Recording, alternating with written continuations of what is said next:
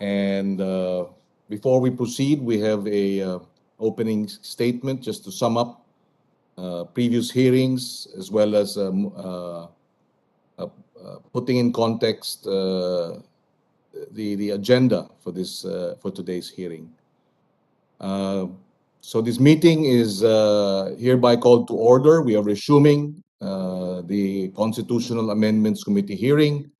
We also place on record the presence of our Minority Leader, Senator Drilon.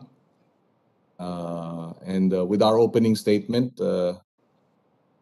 tatagalugin ko po, sa kasagsagan ng COVID nitong nakaarang araw, may surge din ng disinformation na kumakalat.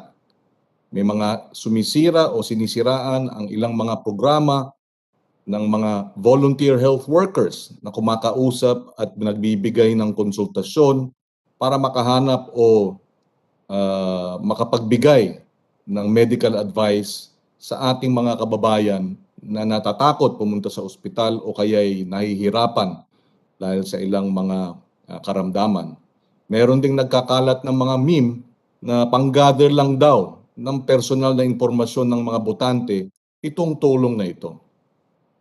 Meron din ganyang nangyaring disinformation sa relief operations mismo sa Siargao dahil sa bagyong Odette. Mga nagpapakalat na hindi raw binibigyan ang mga relief goods. Noong mga araw na yon, karamihan po ng mga tao sa Siargao ay apektado, pati po ang mga taong gobyerno. At ang konting mga public servants na nakatutok sa pagre-repack ng mga natatanggap na relief goods ay nabahala pa ng may nagkalat at nambubuyo sa ating mga kababayan na sugurin daw at i-loot yung repacking area. Hindi ito katanggap-tanggap. Walang puso ang nagpapakalat ng peking balita habang may krisis. This is wrong. Ganito kasama ang kasinungalingan. Apektado ang kalusugan at kaligtasan nating lahat, ang kaban ng bayan at ang kaayusan ng ating lipunan. Masama na nga ang sitwasyon, sinasamantala pa ang pagkadesperado ng ating mga kababayan sa mga pakalat ng mga paninira.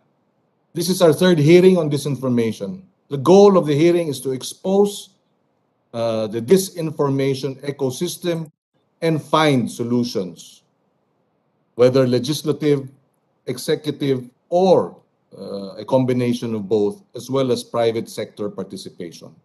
Nung una, sa unang hearing, sinabi ni Ellen Tordesillas ng Vera Files na ang gobyerno ang isa sa mga malaking source ng nagpapakalat ng disinformation. Totoo po yan sa ating kaso mismo na ilang linggo nang sinisisi sa ilang mga nangyayari sa ating bansa.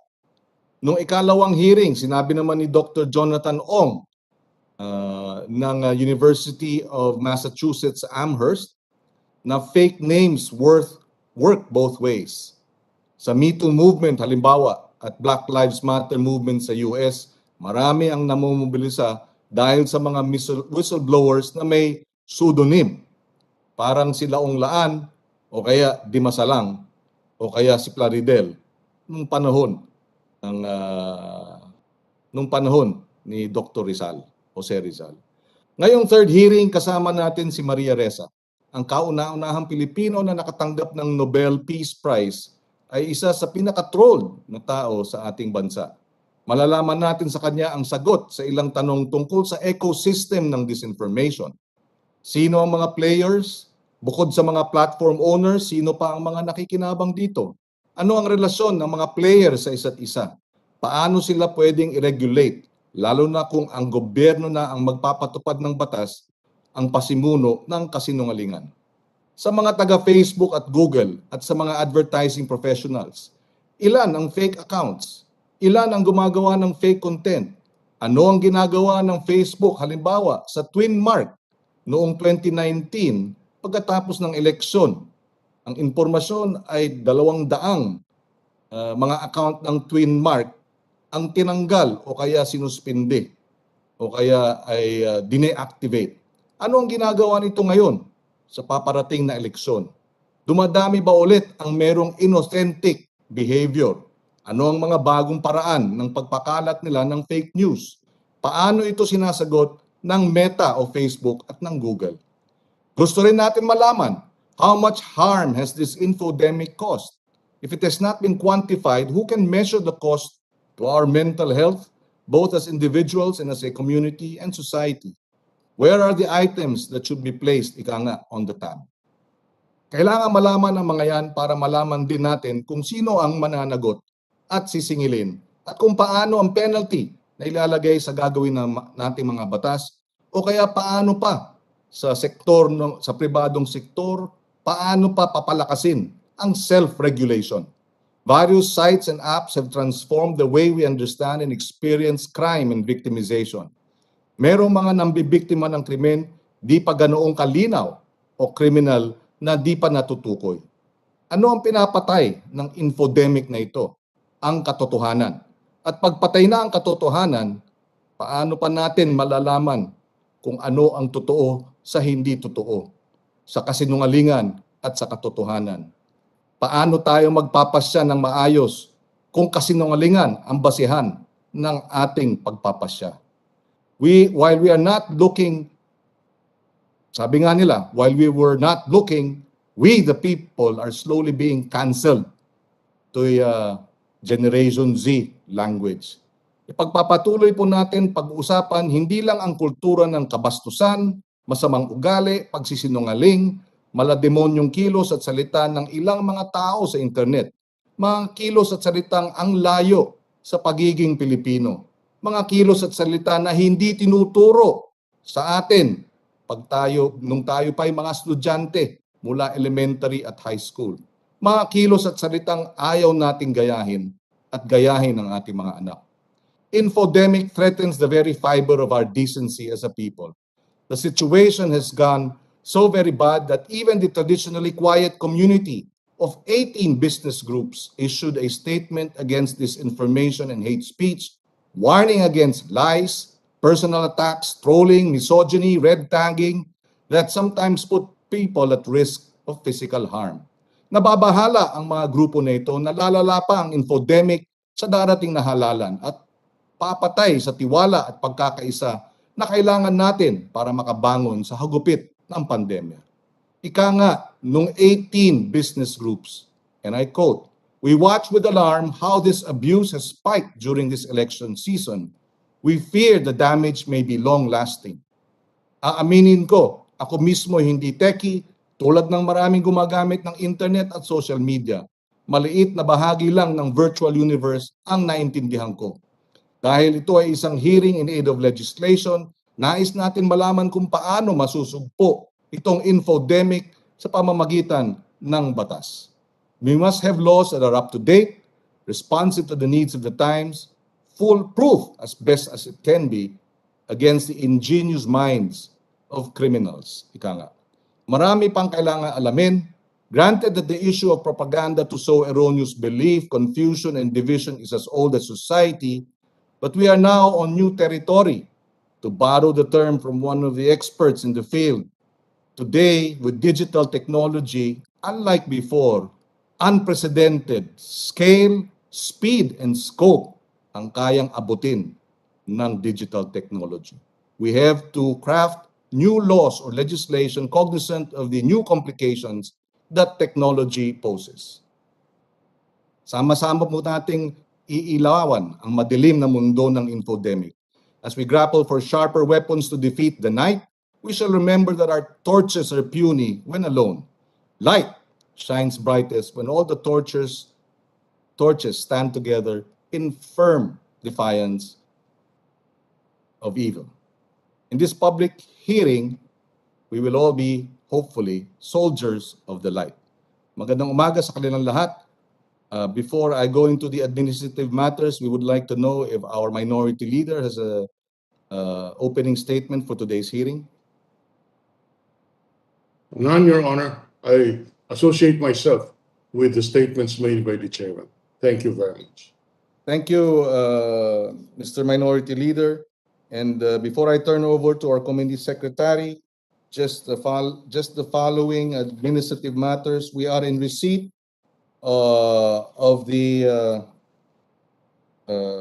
written position paper of the Presidential Communication Operations Office, PCOO, dated 11 January 2022, signed by Attorney Joseph Adrian Llames. I assume he is signing this with the authority of his secretary.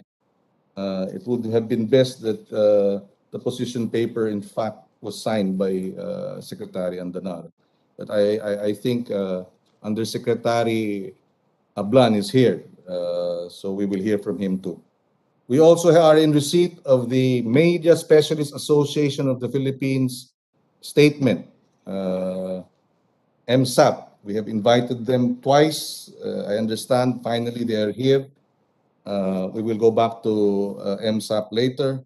We are also in receipt of a letter of Mr. Nicanor Gabonada Jr., who has requested more time for him to be able to prepare his presentation for this committee. His request is reasonable, and we have granted him more time, and we are looking forward to his attendance in the next hearing. We are also in receipt of the letter of Ogilvy, representing Rockwell Land, who we have invited to this hearing. For the record, it is signed by a representative, Adeline Santa Ana, the account director.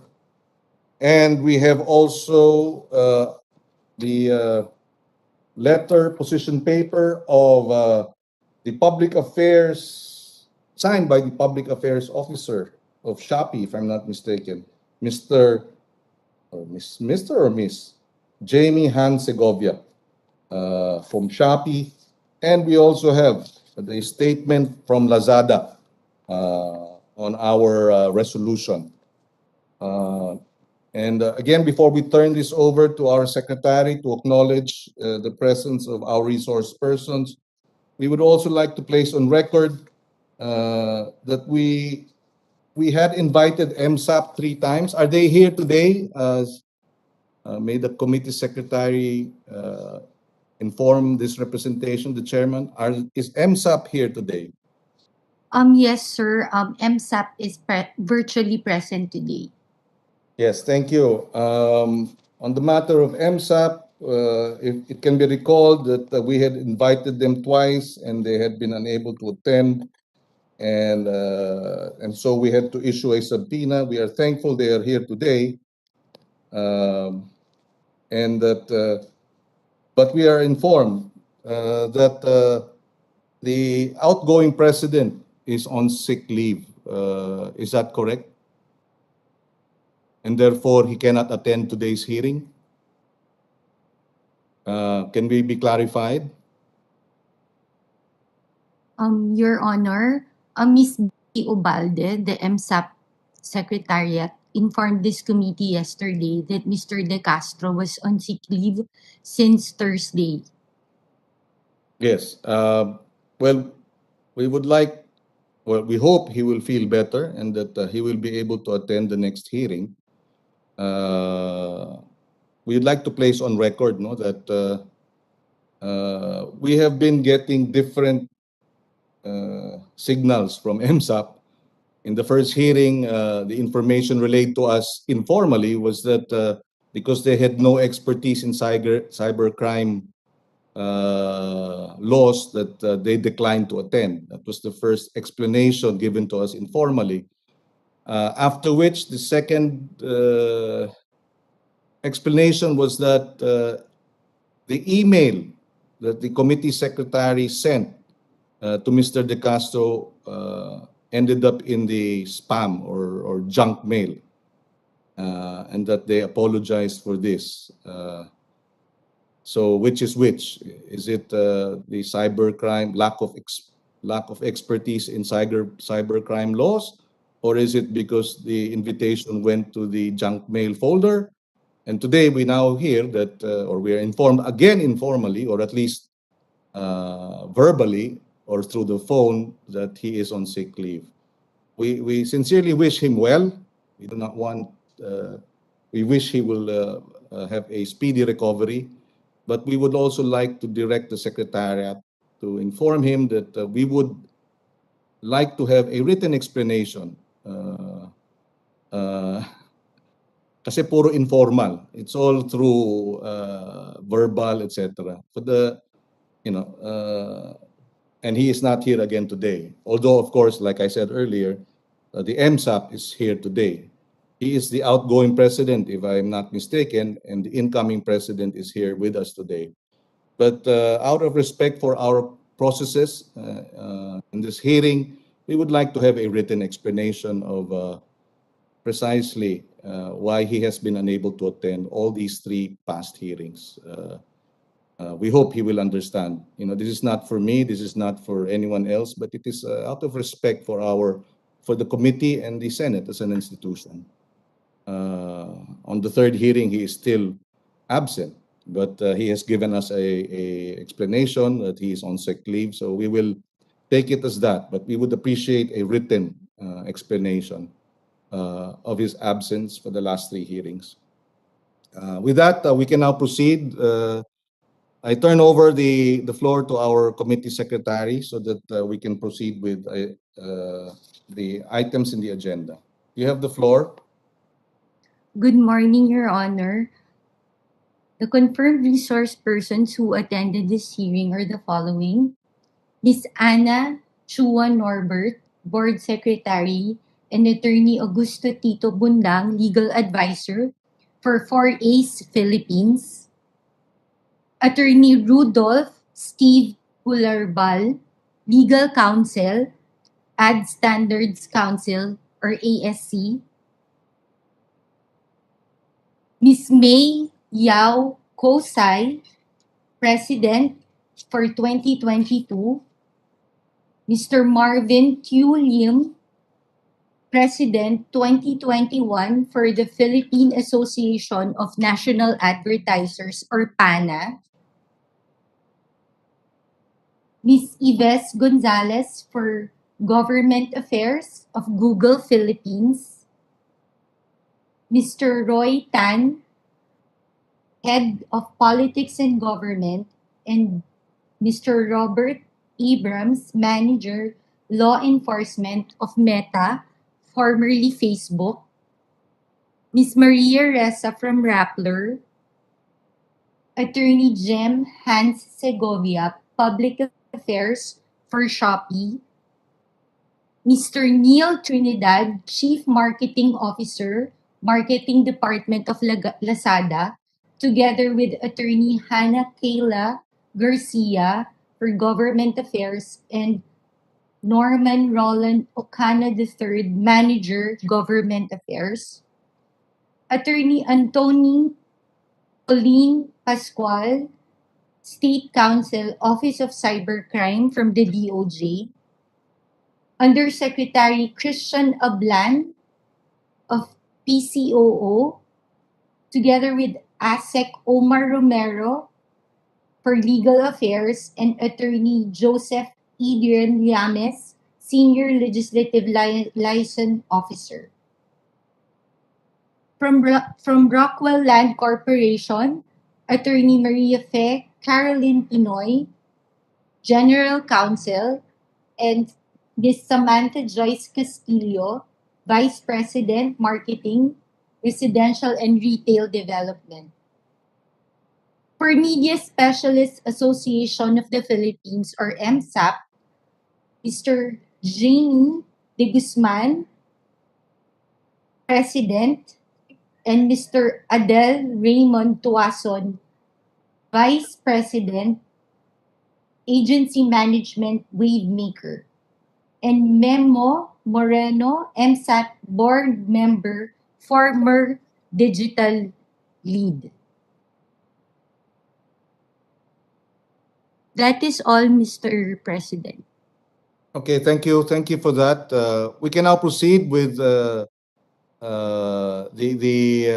flow of the hearing by the presentations, as we have done before.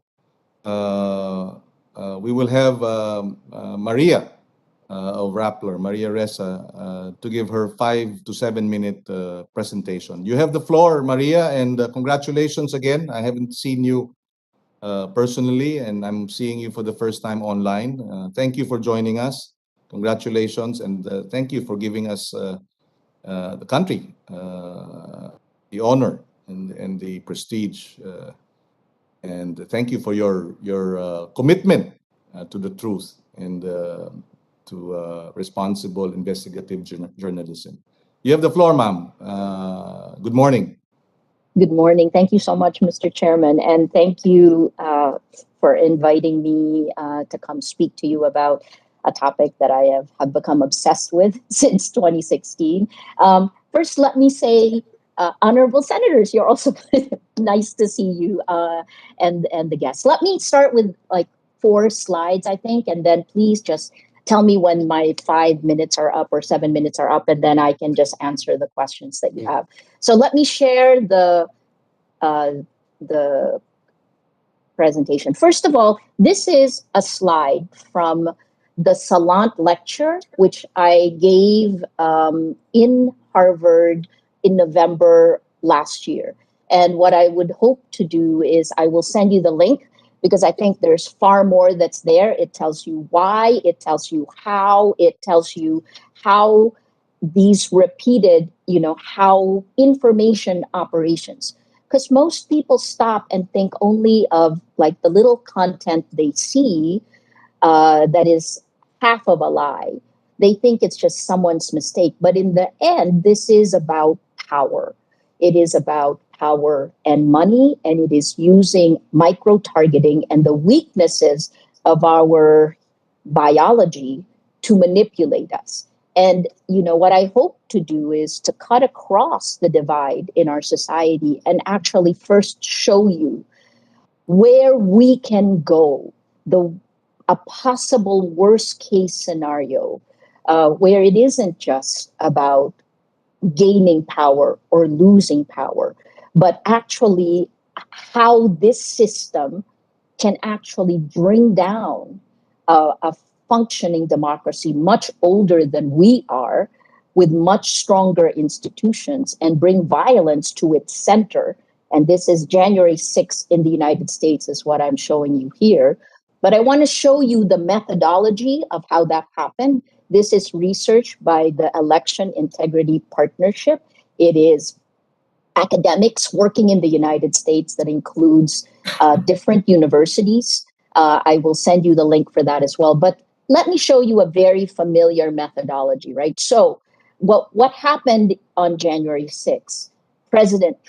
Former President Trump, lost the elections, and yet he claimed not to have lost the elections. He claimed a conspiracy theory, right? And using social media had seeded the way into this, and that ended in violence. So think about it like this. How many times have Filipino politicians, candidates who have lost elections, said that they were robbed? That's kind of pretty normal in the Philippines, but now put it in the age of disinformation. If you have an expert who knows how to do this, it can lead to violence. So disinformation is directly connected to elections, which is directly connected to national security. Here's what happened in the United States, right? This violence, the conspiracy theory of election fraud, stop the steal, hashtag stop the steal, was actually seeded a year earlier in August 2019. And it was seeded on many kind of offshoot groups, but RT was the one that was identified by the academic groups.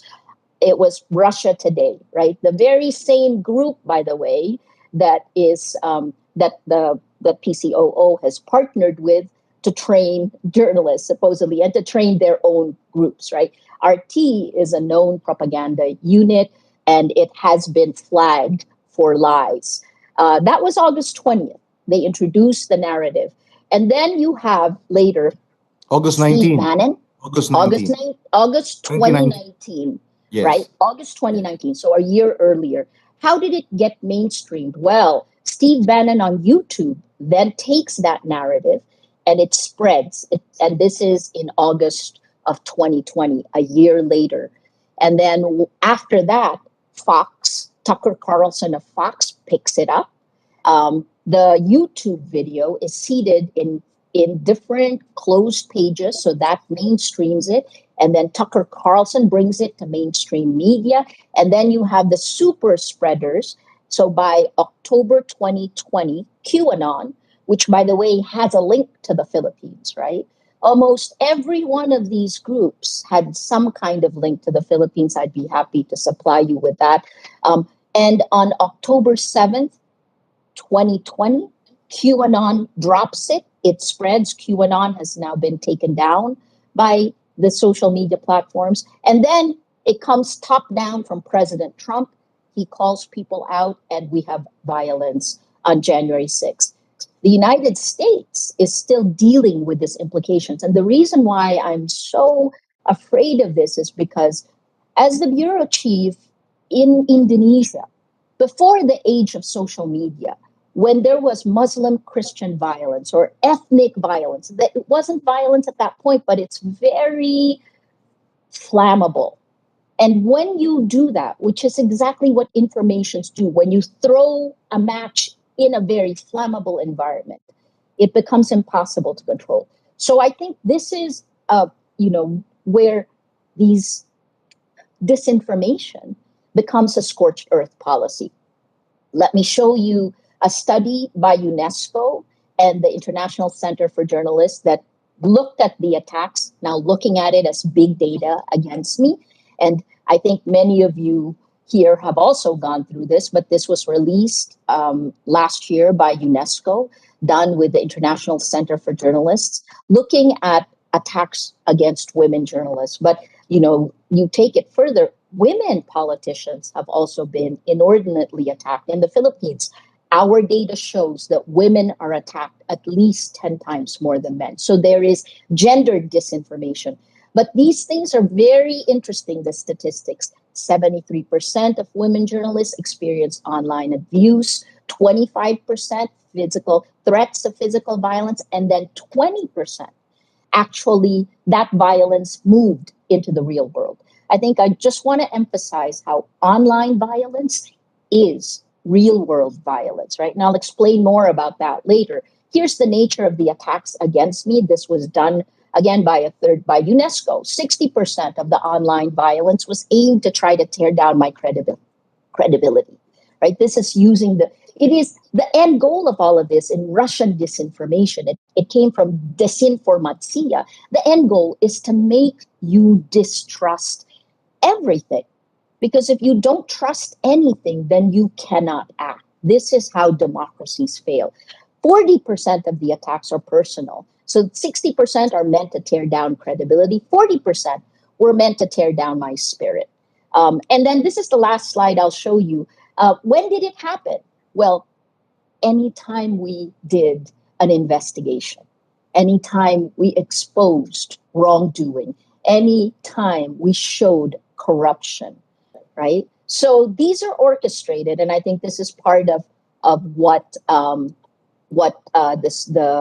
platforms have to deal with. I just want to end with something you would have heard me say, and again, I'll send the link for the entire presentation. But there's one phrase that captures the problem we have at this time, and I will show you the data from the Philippines if you want, because I think that's what makes our research unique, because we were Facebook partners, because we were aware very early on in 2016. Rappler, I believe, was the first globally to actually come out with series on how Facebook algorithms impact democracy. That was a piece I wrote in 2016 that triggered the attacks against me. So the one phrase for us today is from American biologist E.O. Wilson, biologist, right? He looked at emergent behavior. He said that we're facing Paleolithic emotions, medieval institutions, and godlike technology. And what I mean when I say that social media has become a behavior modification system is it's not about the content anymore. It's essentially experimenting on us in real time with disastrous consequences. It's really good to see someone from Facebook here, because Facebook is now the world's largest distributor of news. And yet studies have shown that lies laced with anger and hate spread faster and further than the really boring facts. So the reality is the platforms that deliver the facts to you are biased against facts. They're biased against journalists. They are by design dividing us and radicalizing us. So here in the Philippines, I mean, a very easy one, and I think you probably would have seen me do this. I feel like, Sisyphus, because I've been saying this for almost 6 years, right? A technical decision, whether you're pro or anti Duterte, right? But I will say that our data is very clear, and I will also send you links in the chat that will show you who was behind information operations. You mentioned Nick Gabunada, who's a former colleague. We went over, we overlapped a little bit in ABS-CBN, but he also has the unique distinction in 2019, when the networks were taken down and when he was named by Facebook. He's the only private person that was named by Facebook at that point in time. So what happened? So here's a technical decision. Let me just show you how something very simple, how an algorithm that was tested for optimization by all social media platforms, which is how do they recommend you grow your Facebook page or your accounts, right? They use an algorithm called friends of friends, meaning that, they've realized the most efficient way through A/B testing is to recommend a friend of your friend to you. And then when you click that, they grow, right? So in 2016, after President Duterte used social media to help him get elected, actually that Rappler lauded that there was this use of social media. We just didn't realize where it would lead. This Friends of Friends algorithm, along with President Duterte's divisive us against them rhetoric, did this, right? So in 2016, in May 2016, we were all in the middle. And then what happened was we agreed on the facts. But if you're pro Duterte, then what happened is that you moved further left. This is because of the algorithms of recommendation for growth. And if you're anti Duterte, you move further. Sorry, if you're pro Duterte, you move further right. Anti Duterte, you move further left. That's say 2017, 2018, 2019, 2020, right? Over time. And over time, that chasm grew. The algorithms also radicalize, and you can see this in a lot of research coming from the West. There's the work of Renee DeResta, who she looked at do-it-yourself moms on Facebook. They formed a group to make their own baby food. But if you were in that group, Facebook recommended you join anti-vax groups. And if you clicked on their recommendation, then the next one you got was for QAnon. This is the impact of a business model Shoshana Zuboff called surveillance capitalism, when a system gathers your data, knows you better than you know yourself, and then serves your most vulnerable moment to a message, to a company, that's the new advertising, or to a government, the new propaganda. I will just send the link so that I can answer your questions. I think the last thing that I would just flag is that this isn't just each of our countries, right? In every country now, populist politicians are using what used to be marketing, micro-targeting processes to gain political power. But the problem is that what happens when they become weapons of war, when it becomes information warfare turned on the people? And I guess this is where I'll point you to 2014 in Crimea, when Russian disinformation operations worked hand in hand with a speech of the Russian foreign minister at the United Nations. A fake account mimicking a day earlier, almost word for word, what the foreign minister said. And again, I can send you a link to that. But essentially, it changed. It allowed for the annexation in the 21st century of Crimea, right? So the last thing, Russian disinformation, where it all came from. This is a quote from former KGB chairman Yuri Andropov. The word is disinformatsiya, right? Disinformation works like cocaine, he said. If you sniff once or twice, it may not change your life. If you use it every day, it will make you into an addict, a different man. And then what happened, and that's the end of the quote, Russia included it in the Gerasimov doctrine and became part of information operations of the Russian military doctrine. And this is a quote from the Russian military doctrine. Integrated employment of military force and political, economic, informational, or other non-military measures implemented with a wide use of the protest potential of the population. So it's information warfare, except when you, a populist politician, uses it against your people, you are essentially using a scorched earth policy that takes away our future and our ability to choose our leaders. Thank you, Maria, for your presentation. Unless Senator Drilon has some questions, I can go ahead. Go ahead, Senator Drilon. Okay. Well, actually, my questions, a few questions would be, or one or two questions is, so what do we do? Yeah, I have no questions at this point. Yes. So, Maria, having been involved in this advocacy for many years now, what are the first few things that have to be done? Thank you so much, Mr. Chair, for the question. So first of all, we've been dealing with this problem since 2016. And at the beginning, we thought that enlightened self-interest would help. Like maybe the platforms didn't know about it, so we shared the data with them. As you know, Rappler remains a Facebook partner. We're partners also with the Google News Initiative and Twitter, right? So because we believe technology is the future, but now you need technology to fight technology. The short answer now for you is that it requires governments to step in.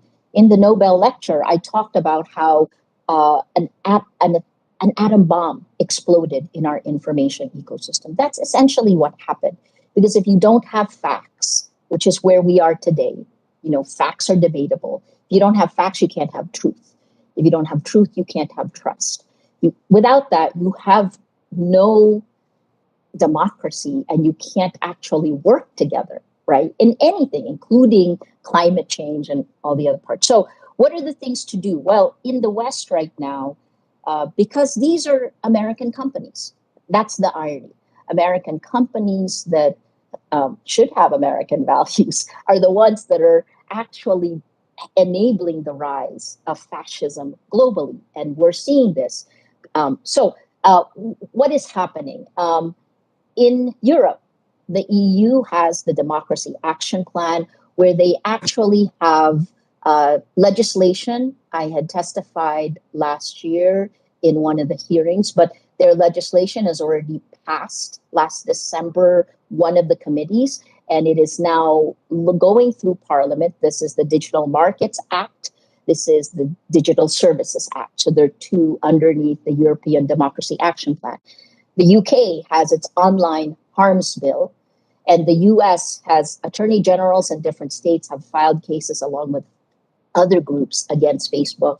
Again, I still see great opportunity to do great good for these platforms, which is why we work with them. But the debate in the US is on Section 230, which is the clause, it's a 1996 law that essentially allows these platforms to act like publishers without the constraints or liability of publishers. And I guess when you ask me, what can we do in the Philippines? Well, the Philippines has no Section 230. And in many ways, I guess this other part, right? Because we're out of time. If we don't have an integrity of facts, we will not have integrity of elections. And, again, if you look at every study of fascism globally, you go back to history, they first tear down the facts. So once we're at this point, you have to look at what existing laws do we already have that can actually put guardrails on this godlike technology. Um, Again, that's as far as we've gotten. I think that we've done the research. I will send links here of all of the different things we've shown you, how we've been manipulated. We've shown you how the government has used information operations to deal with attacks on its performance. Actually, I wouldn't even call them attacks. I would call them reports on their performance. Something very simple, like the SEA Games. And I'll put that link here in our chat. And how what happens is when you do the report, you're attacked instead of actually having any kind of accountability or even acknowledgement. This has to stop because it tears apart the very foundation of the Philippine Constitution, which is all about checks and balances. I think, Maria, one of the major concerns and that has been identified is the inauthentic behavior. So how do you intervene so that you can put an end to inauthentic behavior? I mean, that's it's a huge concern, and my understanding is all the platforms are moving towards addressing precisely inauthentic behavior. So how do you fast track that? Because it's not just legislation, that's one aspect of it, but the digital giants are in the best position at this point to determine inauthentic behavior and therefore act upon it or act on it. I think, sir, you have to go beyond inauthentic behavior. I think that we have to look at even the words the platform used to evade accountability and liability, right?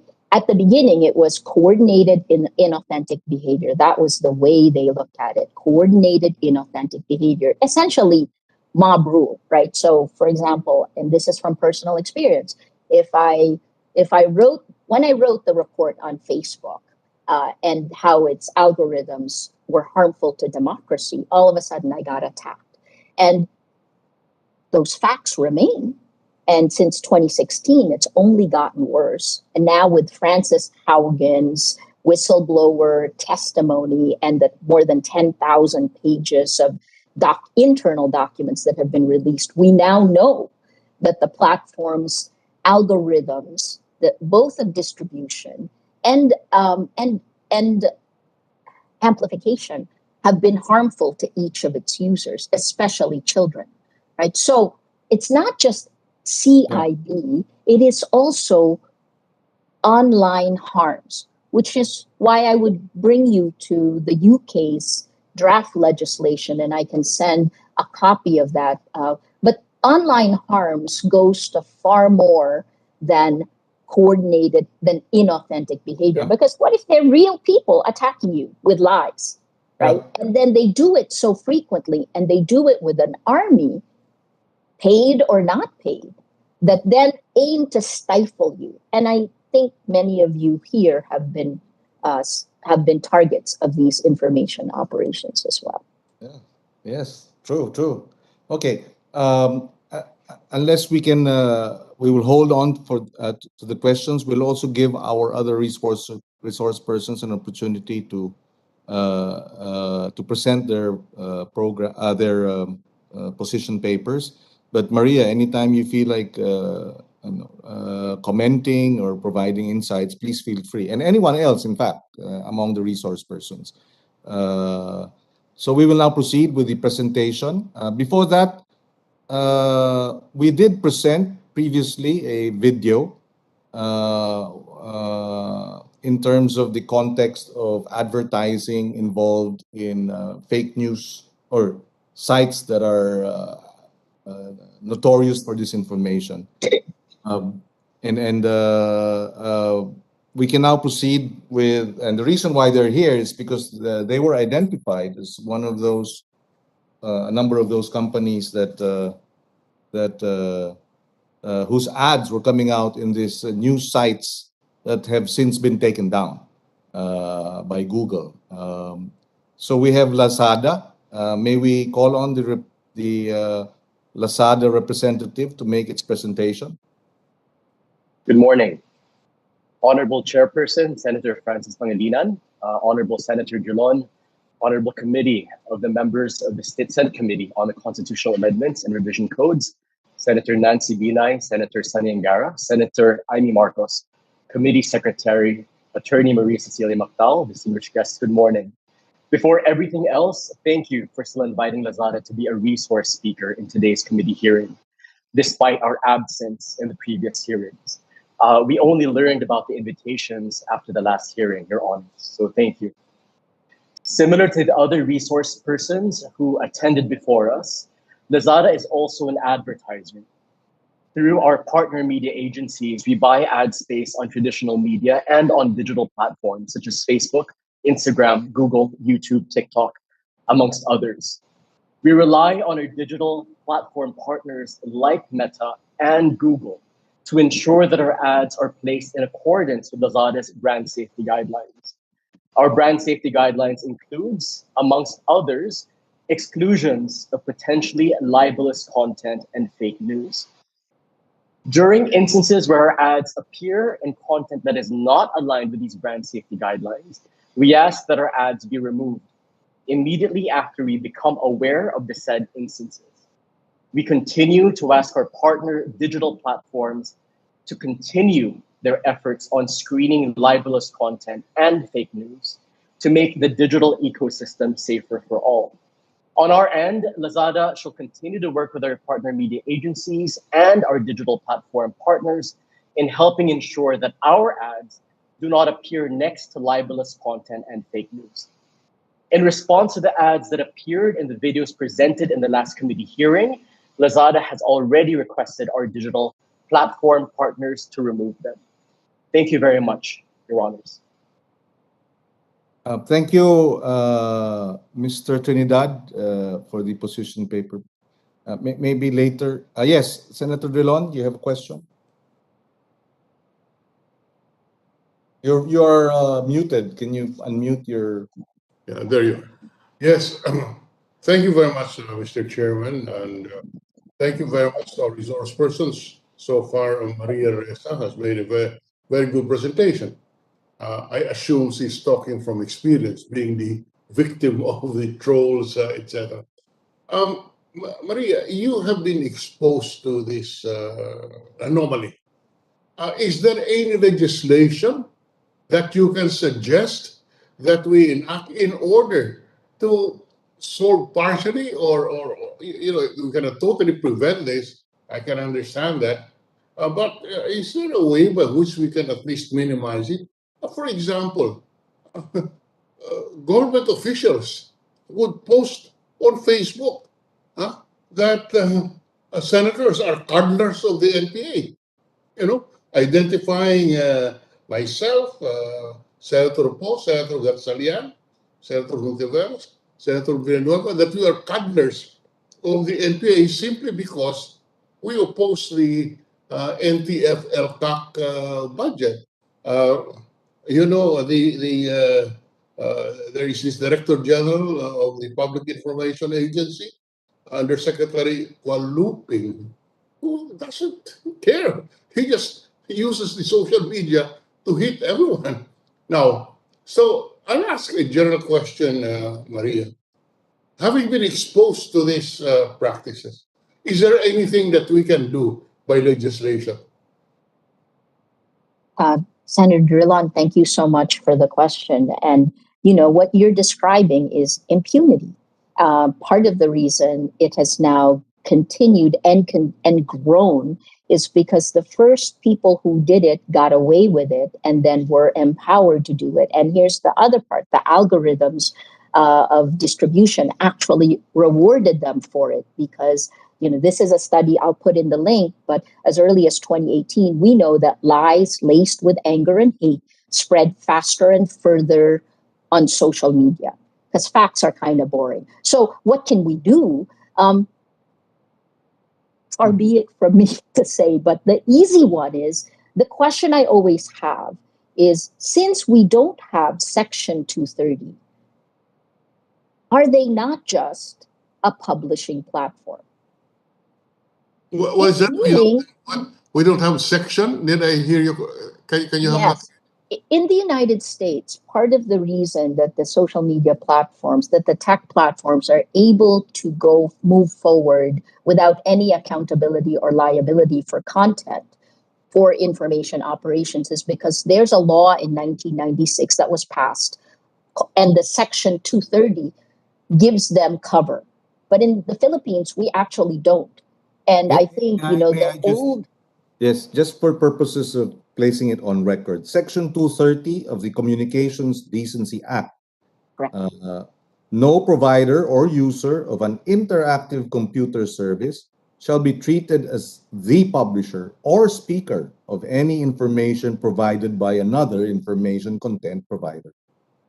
So, in other words, this refers to Facebook, Google, etc., right? That they. In other words, the publisher is exempted from any liability, whereas in traditional media, the publisher is made responsible because theoretically they have control over the media outlets, particular newspapers or radio, etc.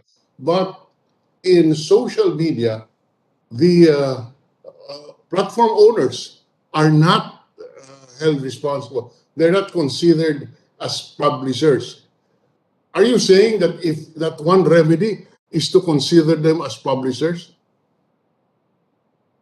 It's certainly something that I have thought about because in the end, so we also build our own tech, right? And I'll give you an example where we acted like a tech platform, but then our journalism standards and ethics got in the way and we took something down. In 2014 to 2015, we actually built a blogging platform on top of Rappler's platform. It's called X, meaning anyone can go on Rappler's platform and they can then, like on Facebook or Google or Blogger, they can then put whatever they want, right? They can use the platform. When they use that platform, they gain our domain authority. Well, we kept it going until I believe it was the 2016 elections when we started seeing, so I thought we would have a problem with pornography, but that wasn't the case, actually. It wasn't pornography that was a problem. It was politics that was a problem.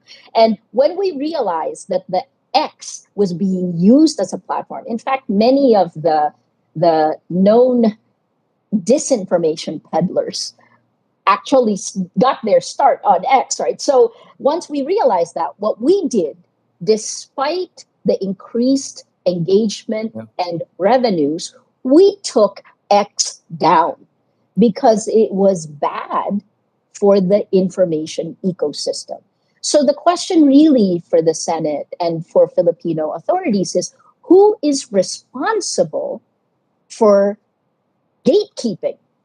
Because for a long time, journalists were responsible for that, and you could hold us liable, right? Imagine if, like a television network, imagine if when we had the power of television, we could do whatever we wanted. That wasn't the case, but that's essentially the case now with this new, far more powerful technology. Television stations have they have to get a franchise from government, so you regulate them in that regard. I don't think the Facebook or Google go through such scrutiny. So it's that may be one area. Go ahead. Mr. Chairman, I would just say one caution in terms of regulation is something that the platforms bring up all the time, which is freedom of speech, freedom of expression, right? Yeah. Most of the time you will see Facebook, since you're here, Rob, I will use you as you will see Facebook or Mark Zuckerberg say that because they believe in freedom of speech, that they can't do anything or they will do very little. But the problem is that freedom of speech, this is not a freedom of speech issue. It's actually a freedom of distribution. It's a freedom of amplification, right? So you can, what happens is when you look at it as a freedom of speech issue, you look at the content, which is so so 20th century. When you only look at the content, you get lost because it's not about the content, it's about the operating system run by algorithms of amplification. Yeah. What governs those algorithms? And then finally, the last part is all the way upstream is the actual business model of the platforms. It's called Surveillance Capitalism, 750-page book by Shoshana Zuboff, but I can put in a summary of it. But what it does is all of these problems that we've been talking about, content moderation, privacy, antitrust, they all come up to who owns our data, right? Who owns, because essentially our private lives atomized when we post on Facebook or YouTube, or all of that data is harnessed by machine learning, which builds a model of us that knows us more than we know ourselves. Then AI, artificial intelligence, comes in, and that, what the platforms say is that they own our data. And that is a hotly debated issue globally. So these are all, where are you going to intervene? Don't intervene in the content, because then you can actually be accused of censorship. But if you go to the algorithms of amplification, because everyone can say what they think, but what your neighbor said never reaches broadcast scale until today, because there have been no guardrails on the distribution of lies. So, Riza, Mr. Chairman, Go ahead. did I hear you correctly that we should consider the online platform as the publisher, so that with that classification, the online platform would incur the same liability as a publisher in print media or television? Because right now, as you have cited, Section 230 of a law passed in 1996 does not consider them as publisher. And therefore, under the freedom of speech protection, you get all kinds of abuses. I have don't get me wrong. Yes, we should defend the freedom of speech, but as in any freedom, there must be responsibility.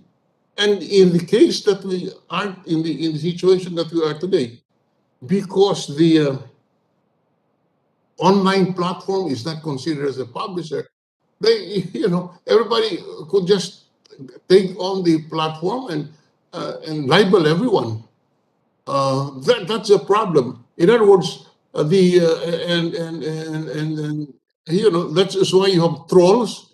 You don't know who they are. So how can you exercise your remedies when you don't even know who they are? And that is why the only remedy that some people have suggested, the retired Justice Antonio Carpio, in the hearing here, said that he recommends that the online platform be considered as the publisher, and that the platform should disclose the real identities. These are, we're grappling with solutions here. These are some of the solutions suggested, and I would like to present this to you for your comment. Senator Drilon, I believe, like Francis Haugen, that Facebook can do better and will do better in the future. Must, for all of our, and it's not just Facebook, right? YouTube has also radicalized that. There's a lot of studies that show that when you click on one video, it keeps you on by giving you more radical content. So I'm not so sure I agree with the idea of stripping away anonymity. In our country, it's not so. Let me rephrase it this way. We cannot wait for the EU or the United States to actually put guardrails in place, because our elections are the first of this year's, among the first. It's us and Hungary, followed by Kenya, France. The US has its own election. So every single country will have the same problem. In our country, what can we do, right? And in that case, we don't have Section 230. So the quick solution would be to actually hold the platforms accountable for what they spread, what they allow to spread. And when you do that, I bet you that you would automatically see a shrinking of information operations. The other thing, though, is I don't know what impact that would have on lesser known candidates, because what we know for sure, and this is something that we've seen starting in 2014 and 2015, I put a link here to the disinformation, the operations of the Marcos family. It's very well documented in there. There is a lot of data that supports that. We've mapped the networks. So real people now believe the lies. We have a few months before elections. How are you going to change that? And this is part of, I think, what these technology platforms have done globally. It's not just in the Philippines. Yeah. Go. You still have other follow-up questions, Senator Drilon, please? No, well, one other drawback that we have, one other difficulty that we have, is the anonymity. The platform users, the trolls, remain anonymous. Therefore, in effect, they have no responsibility. I do not know if making the online platform operators as the publisher would compel them to at least know the real identity of these trolls. What do you think, yes, Maria? Senator, so, sir, what the platforms do know are things that we don't see, the device, for example, other identifying marks, but they could certainly very easily, because as a policy, they ask us to register. And so starting to actually enforce their registration is a good point, so that you have, I believe you've already seen all the troll farms or companies like Cambridge Analytica, where they could just mass produce fake accounts. Well, a lot of that now has been dealt with to a degree, but what hasn't been dealt with is what will require a lot more investment on the platform's part, which is to actually make sure that the people who are there are accountable for what they do. Because there are a lot of policies they have that aren't enforced, right? And then the cloak that will be used is, well, it's there's too many. We have almost 3 billion accounts, and my response to that always is, and so why do you have 3 billion accounts? Again, I'll use television, the technology, as an example.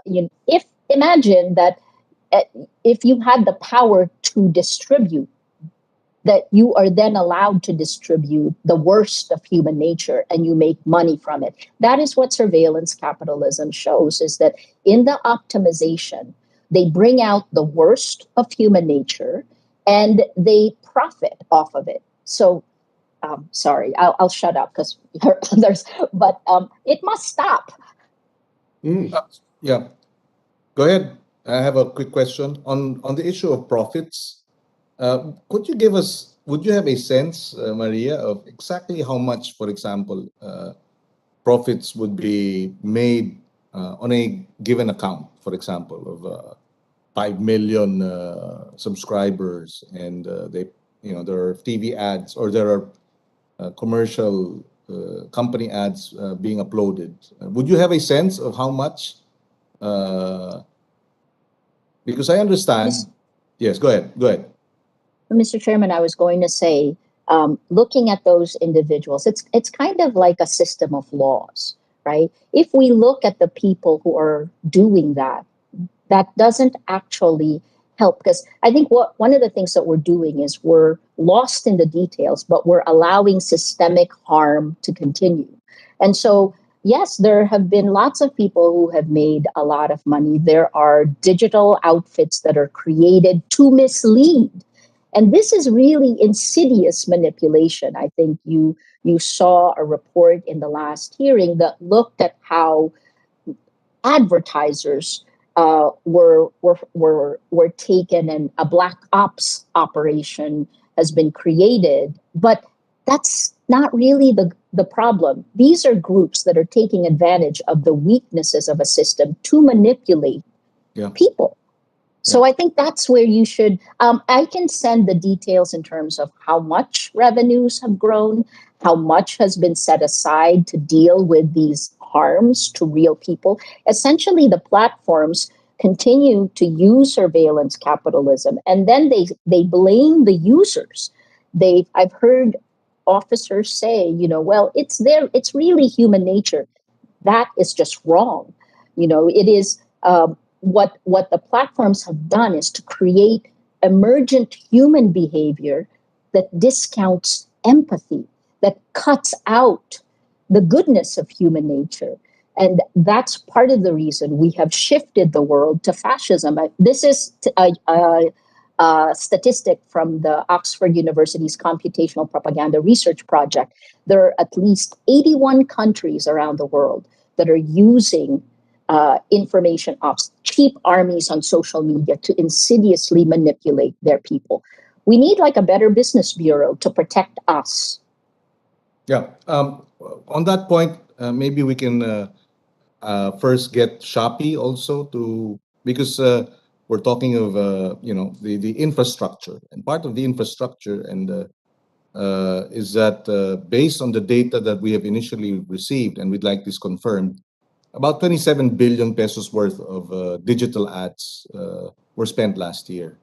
So that's 27 billion pesos worth of ads going into all these various digital platforms, Google, Facebook, Meta, etc., YouTube, etc., and eventually it trickles or goes to all these accounts who monetize it and earn from it. So maybe we can hear from Shopee also. And I have some questions for Shopee and Lazada. Maybe Mr. Trinidad can answer this later on. Think about your answer. But pretty much you're saying that as soon as you know that your ads are placed in sites that are spreading this information, you ask them to take it down.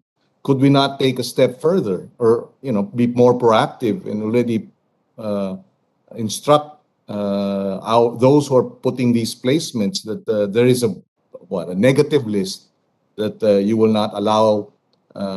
Instead of reacting, it's more proactive to say, okay, give me sites that are providing all these disinformation, these lies, historical revisionism, etc., and we will make it corporate policy to stay away from these sites and put it to sites that are, that are consistent with our brand. Maybe that is something that can be done, but we can have that later. Maybe Shopee and Rockwell can proceed. Shopee, are you here? Please. Good morning, Mr. Chair. Yes, good morning. That's Jem Hans. Yes. Yeah. Go ahead. You have the floor, ma'am. Thank you. Good morning. Good morning, Senators Dulon, Senator Angara, Senator Marcos, Senator Binay, esteemed resource speakers. I'd like to introduce myself. I am Jem Hans Segovia from the Public Affairs team of Shopee. We would like to thank this honorable committee for inviting us to participate in this discussion. Please allow me to read a statement to formally introduce our company and to provide a brief summary of our position on Senate Resolution number 952. Yes, go ahead. We already have your submission, but if you can focus on the highlights. Go ahead. Thank you, Mr. Chair. So, Shopee is an online platform that gives buyers and sellers the space to conduct transactions online. It plays a matching role in the transactions between sellers, many of whom are MSMEs, who are given an avenue to expand their reach across the country, and buyers who are given access to a myriad of products from the comforts of their homes. Since trust is integral to the growth of the e-commerce industry, Shopee aims to be a safe shopping environment for all its users and continuously works to improve its mechanisms to protect its users. In any case, Shopee does not condone misinformation, disinformation, hate speech, and mass deception using digital platforms, and this is reflected in several of our policies. Thus, in placing our advertisements in other online platforms or websites, it is our policy to opt out of groups of sensitive content, including those that contain hurtful language or words that could be considered biased, demeaning, or hate speech against certain groups. These types of content do not align with our brand and our values. So we would like to thank this honorable committee for bringing this matter to our attention, which is now being investigated by our internal teams. And we are exploring whether our advertising partners offer any additional controls regarding this concern. So as you already mentioned earlier, we have provided more details in our position Yes. paper, which we submitted to this committee. So thank you very much, Mr. Chair. Yes, thank you. This is Jamie, no? Jamie or Jem? Yes. Yeah. My real name is Jamie, but you may address me as Jem, Mr. Chair. Okay, thank you, Jem.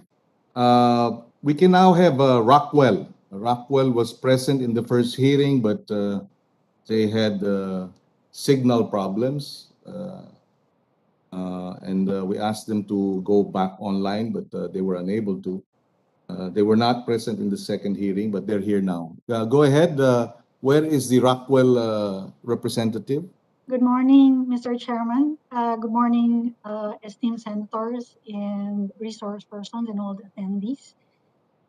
First of all, I'd like to apologize for our absence from the first two hearings.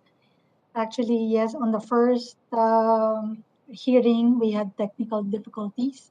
And on the second hearing, well, actually, it was just when we received the video clip of our ad, which was inserted in a vicious video clip in YouTube, that we understood our significance in this committee hearing.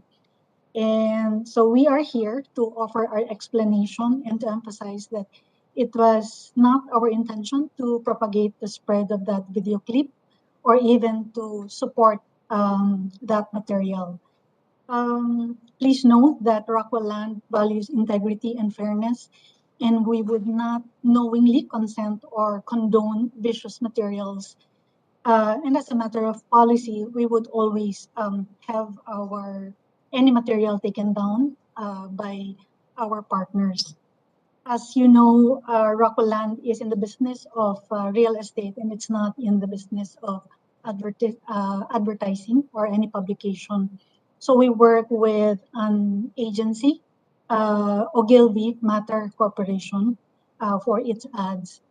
And so we invited Ms. Santa Ana, Aide Santa Ana, the account officer, to be with us here to explain that, as pointed out by Ms. Reza, it was really our algorithm that has led our ad to be inserted in the vicious video clip. So if you would allow, we can have as our resource person also Ms. Santa Ana to explain the algorithm thing. Thank you. Yes, And thank you yes, for inviting us. yes. She may add, Miss. What is your last name, Carol? Pinoy, Your Honor. I'm sorry. Pinoy, Your Honor. As in ako'y isang Pinoy. Oh, okay. That's a very nice last name. And Miss Aide Santa Ana is with us, Your Honor. Yes, Miss Santa Ana can add, no, to what Carol has already said, and I placed on record earlier. We have a submission from Ogilvy, and we appreciate it. Please go ahead. The highlights of your inputs and your paper, Miss Santa Ana. Thank you, sir. So good morning, everyone. I'm Adeline Santana. I'm from Ogilvy. So, Your Honor, based on the position paper that we submitted, I've detailed there how much control we have in where our ads appear. And as you will see, while we do have some control over where they will appear, we do not purposely target and place on channels and on videos that have malicious content or even content that is not aligned with Rockwell or Ogilvy's values. While we cannot do a detailed audit on where our ads appear, we do act swiftly in removing our ads if and when we have monitored our ads appearing in those types of content. So in my position paper, Your Honor, I've detailed there our Yes. targeting methods. Yeah. So just to reiterate, if we cannot do a detailed audit on where they appear. We can do an exclusion once we have monitored if they are appearing in malicious content. Thank you. So in other words, again, like Lazada, you can only act on it after it has been aired, and not before. And that's something perhaps that we might have to look into because there's somebody decides where it should be uploaded. No, I mean, or unless the decision is let the algorithms decide. But should not there be a negative list, for example? Yes, we want the algorithms to guide us, but there is a negative list. And in this list, please, whoever places these ads, don't. Otherwise, it'll harm also your brand. If in the previous hearing, one of the issues raised by the advertising agencies is precisely brand safety and brand security, protecting the brand. And therefore, I guess part of that then, therefore, is to ensure that your brand is not associated with garbage, for lack of a better term, di ba? So maybe that's something that we can all look into. If I may, just request the secretariat just to refreshen our memory in terms of what's happening in the ground. We do have another video, a very short video, just to can we have it presented, the secretariat? Because we're done with Lazada, Shopee, and Rockwell.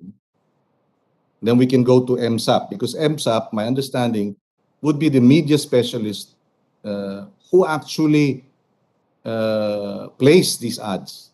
No?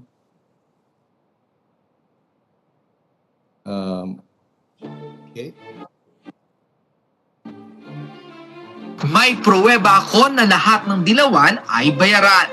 Ito naging paninindigan ng influencer at TikTok superstar na si Jam Magno matapos nga niyang muling sagutin sa pamamagitan ng isang viral video ang ABS-CBN talent manager na si OJ Diaz.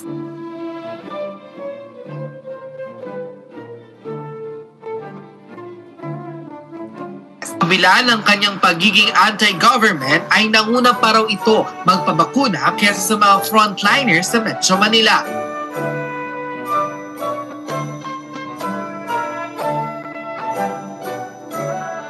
Payday sale na! Add to cart na ng iba't ibang exclusive deals at mag-enjoy sa discounts, free shipping at cashback vouchers. Kaya i-check out mo na yan! Shopee!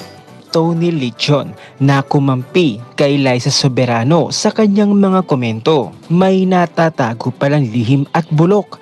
Isiniwalat ng kapwa niya Dr. Dean. Angel Locsin kakasuhan raw matapos masawi ang isang matanda dahil sa kanyang community pantry kung saan lumabag umano sa IATF protocols. Si Cardo Dalisay, akala ko highway patrol na, hindi pala. Naaawa ako doon sa mga artistang nagsasalita pag walang script. Ang layo ng sinasabi.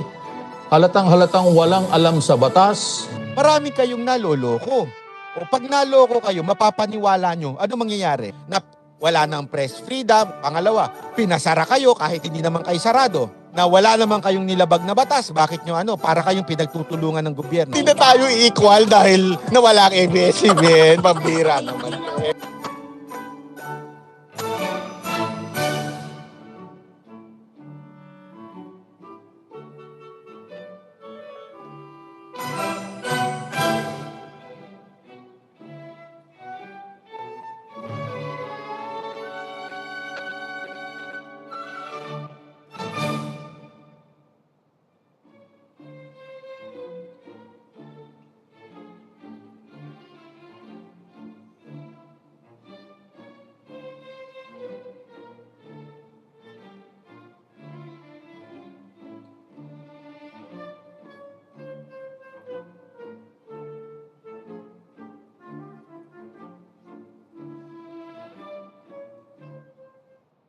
Thank you for that brief presentation. It's just reiterating that disinformation and monetization, of hate speech, of defamatory statements, is happening as we speak and is funded and monetized as we speak. So hopefully we can take guidance from the Makati Business Club, the Financial Executives Association of the Philippines, the Management Association of the Philippines, who are all concerned about disinformation. So maybe we can have some response from Lazada, Shopee. Would you like to add to the statements that you've already made, if you wish? But Fine, we're still, yeah. yes, go ahead. Yes, yes, Your Honor. This is Neil Trinidad from Lazada. So I'd like to add further, Your Honor, that it is true. Brands like Lazada, as many other advertisers, brand safety is of utmost importance. We do not want our ads to appear in places that are unsafe for our brand. When we place an ad in the implementation stage of placing an ad on Facebook or on Google, we have the option to choose opt-out or exclusions. So we can choose to opt out on certain placements, whether it's via topic exclusions or content exclusions, or even block lists or negative lists, where we do not want our ads to appear. So that very much is sort of something that brands and advertisers are, in a sense, in control of.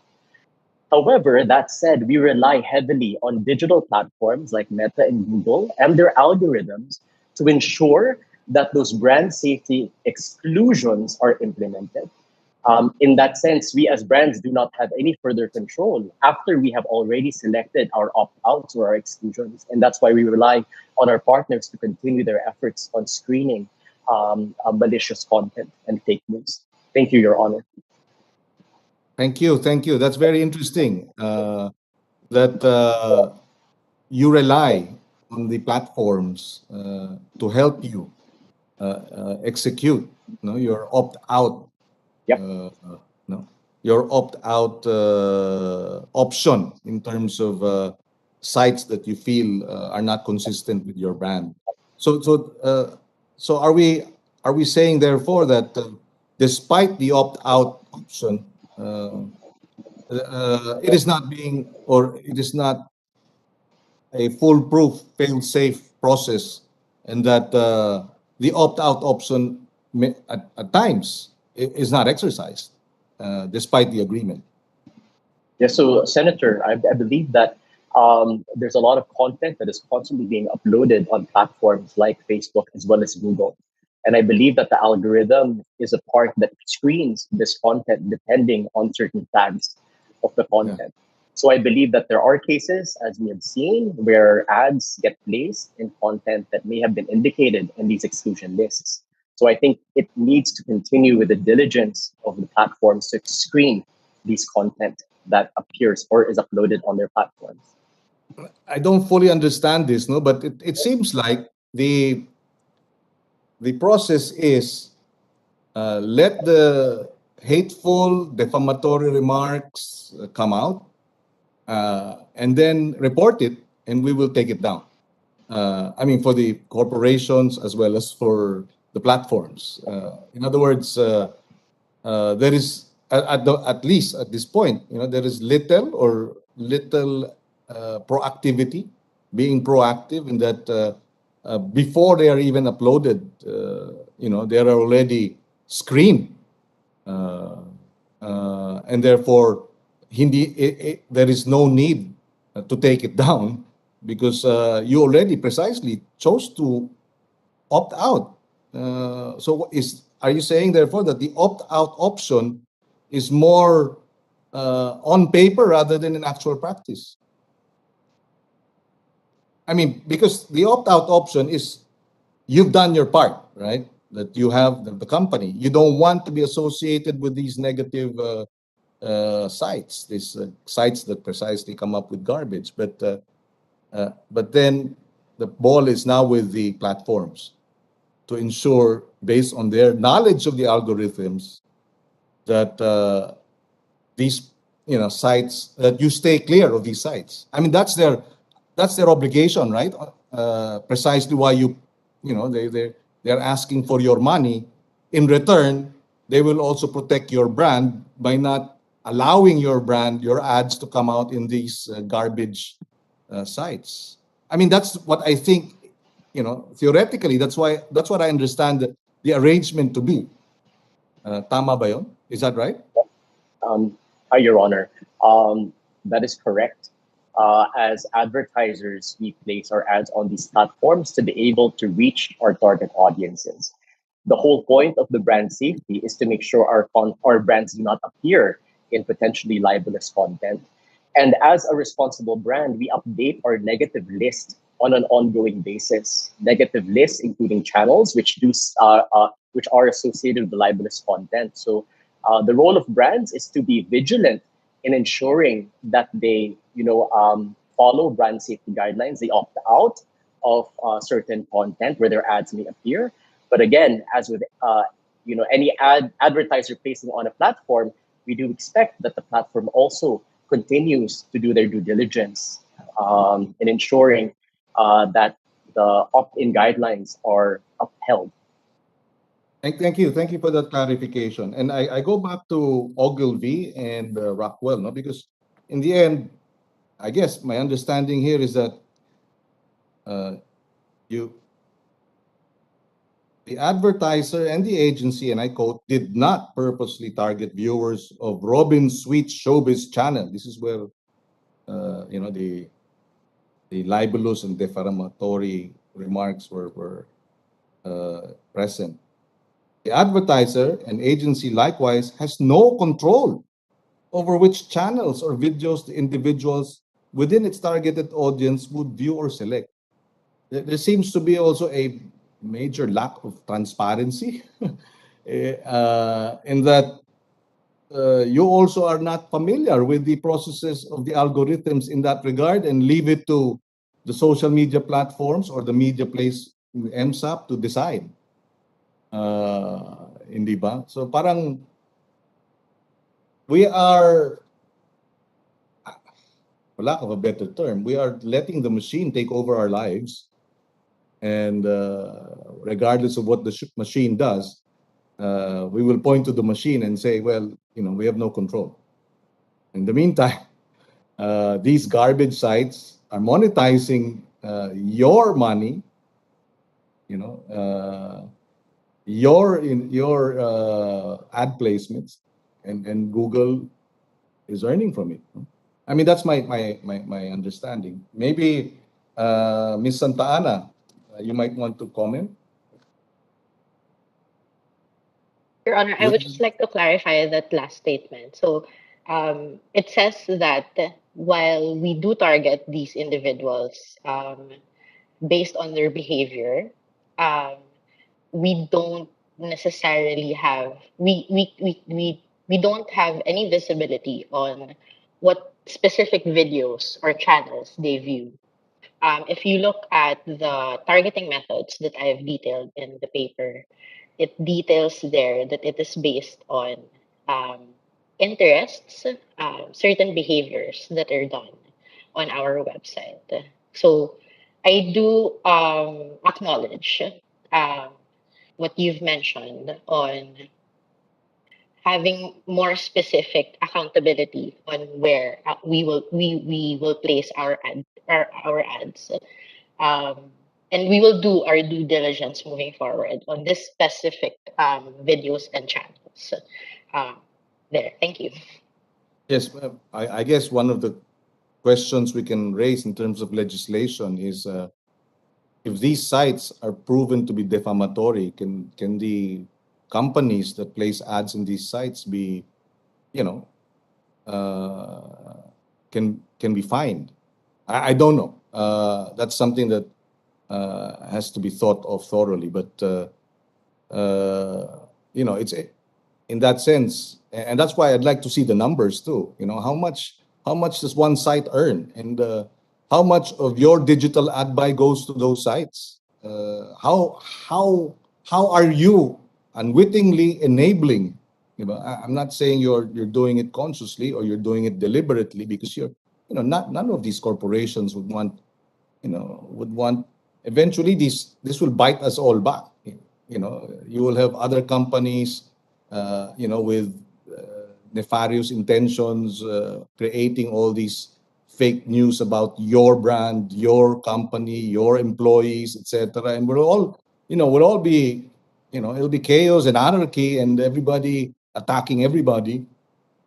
And where does it end? Robinson Land, Rockwell. You're a real estate company. What will I'm just looking at scenarios. What people or what others are willing to do just to bring you down in your company's name and the competition. I don't know. It's certainly happening in politics. Why shouldn't it happen in other fields? That disinformation, hate speech being employed to defeat or to push for your agenda. I'm sorry, I just wanted that out there. But hopefully we can sort this out. But more and more, I'm beginning to maybe we can hear the Meta. What do you say about the opt-out option that apparently may not be observed all the time? Chair, thank you so much for the opportunity to talk. If you'll indulge me, I'll start by thanking you once again for having Meta. I've had the honor of meeting many of you in person. We appreciate your patience and your cooperation. Thank you. Absolutely. And to Ms. Reza, it's nice to finally meet you virtually, and of course, congratulations on your recent honor. I will start with just sort of some high-level remarks, and then in terms of Mr. Chair's specific questions, I'll ask my colleague Roy to address those. But I agree with Ms. Reza in that we're at sort of a humanity-level moment here. The challenges that are being faced in the Philippines regarding disinformation and fake news and propaganda and hate speech are certainly not unique to the Philippines, not unique to Asia, but unique now to all of humanity. And it's going to require a multi-sectoral response, which is why teams like mine exist at Meta, to have constant interaction with appropriate parties within the government, why we work so closely with civil society in the Philippines through our public policy teams and our safety policy teams, why we do have ads policies that Roy will talk about in a moment. I think we agree, and our CEO has said on the record that we're for responsible regulation of platforms like ours. And we are here to partner with you on crafting legislation like that to the extent that we're still welcome to do so. I'm proud to say that we're probably one of the few tech companies that will testify openly in the Senate that we want better access for Filipino authorities to address human trafficking and child exploitation. But we also don't want to be the arbiters of truth. That's not our role in society. This is why we employ services like Rappler to be our third-party fact checkers. When it comes to hate speech, we don't allow it. And quite frankly, the algorithms that we're talking about, there's nothing inherently evil about them. These are the same algorithms that helped hundreds of thousands of small businesses in the Philippines survive the pandemic. I think Lazada and Shopee would agree with that. These are the same algorithms that help our machine learning remove terror-related content in the Philippines. These are the algorithms that help keep children safe in the Philippines.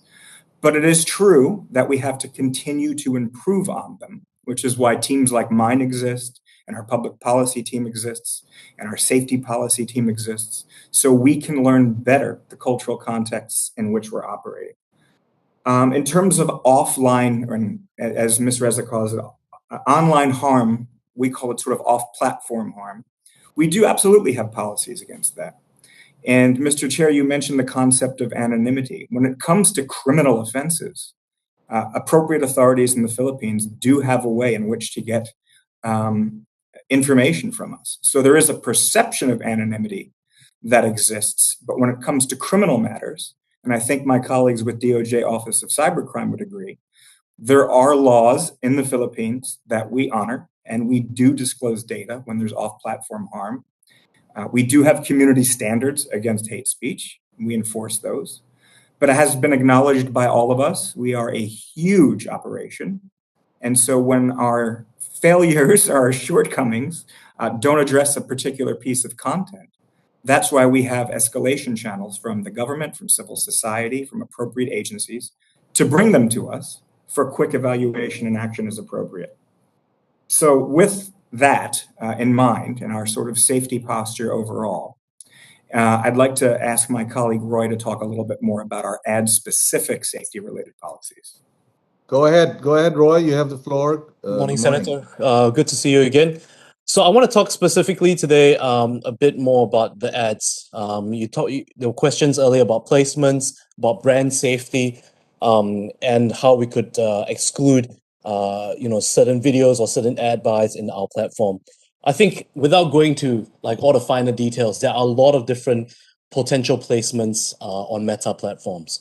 We have Facebook, we have Instagram, we have our audience network, and even in all these different platforms, there are different kind of placements that you can actually place your ads in. So we have a few self-service tools that advertisers can use, and that includes agencies which support advertisers. Things like placement opt-outs, so people can opt out of placements in certain areas of our ad network.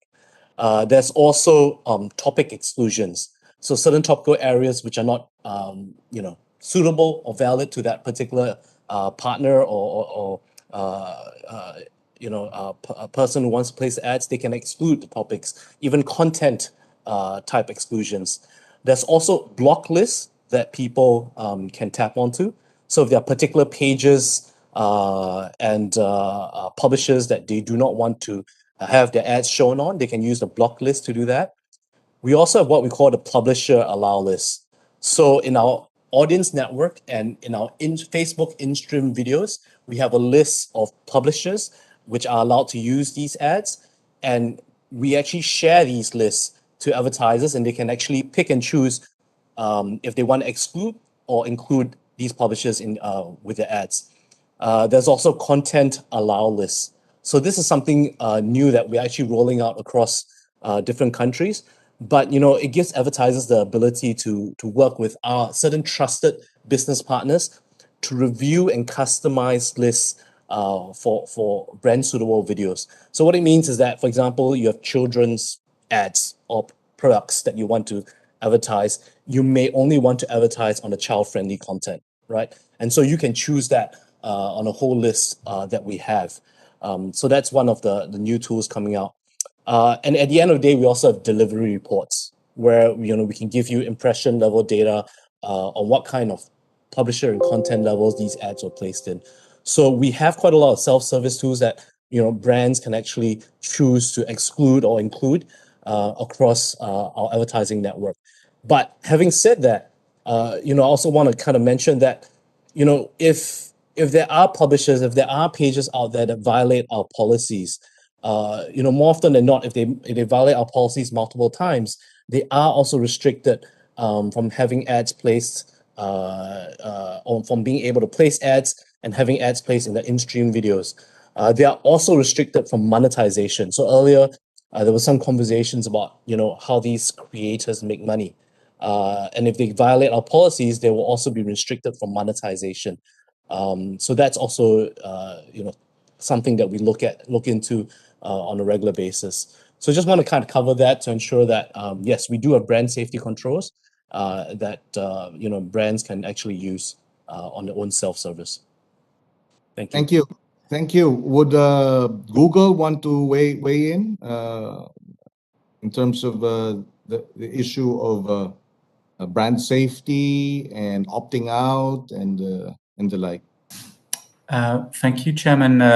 Let me just say a couple of words, and since we spoke at length during the last hearing, and I think, as we mentioned at the time, we have a number of policies and processes in place, and we invest considerably and continue to invest more to get it better and better. And we know there's always more that we can do to get better, whether it's on ads or generally on harmful content and misinformation. And we'll continue to improve. And we're grateful, in fact, for the feedback that we get regularly from various stakeholders, including from the Philippines, so that we continually improve. And it is a nuanced area. We have to be careful. We have to maintain this careful balance between being the internet being a place for free expression for people to express their opinions, but also making sure that we preserve user safety, that we make it a safe place. And so there's that constant balance, whether it's in our day-to-day or it's in legislation, for instance. I think we need to be mindful of getting that balance right.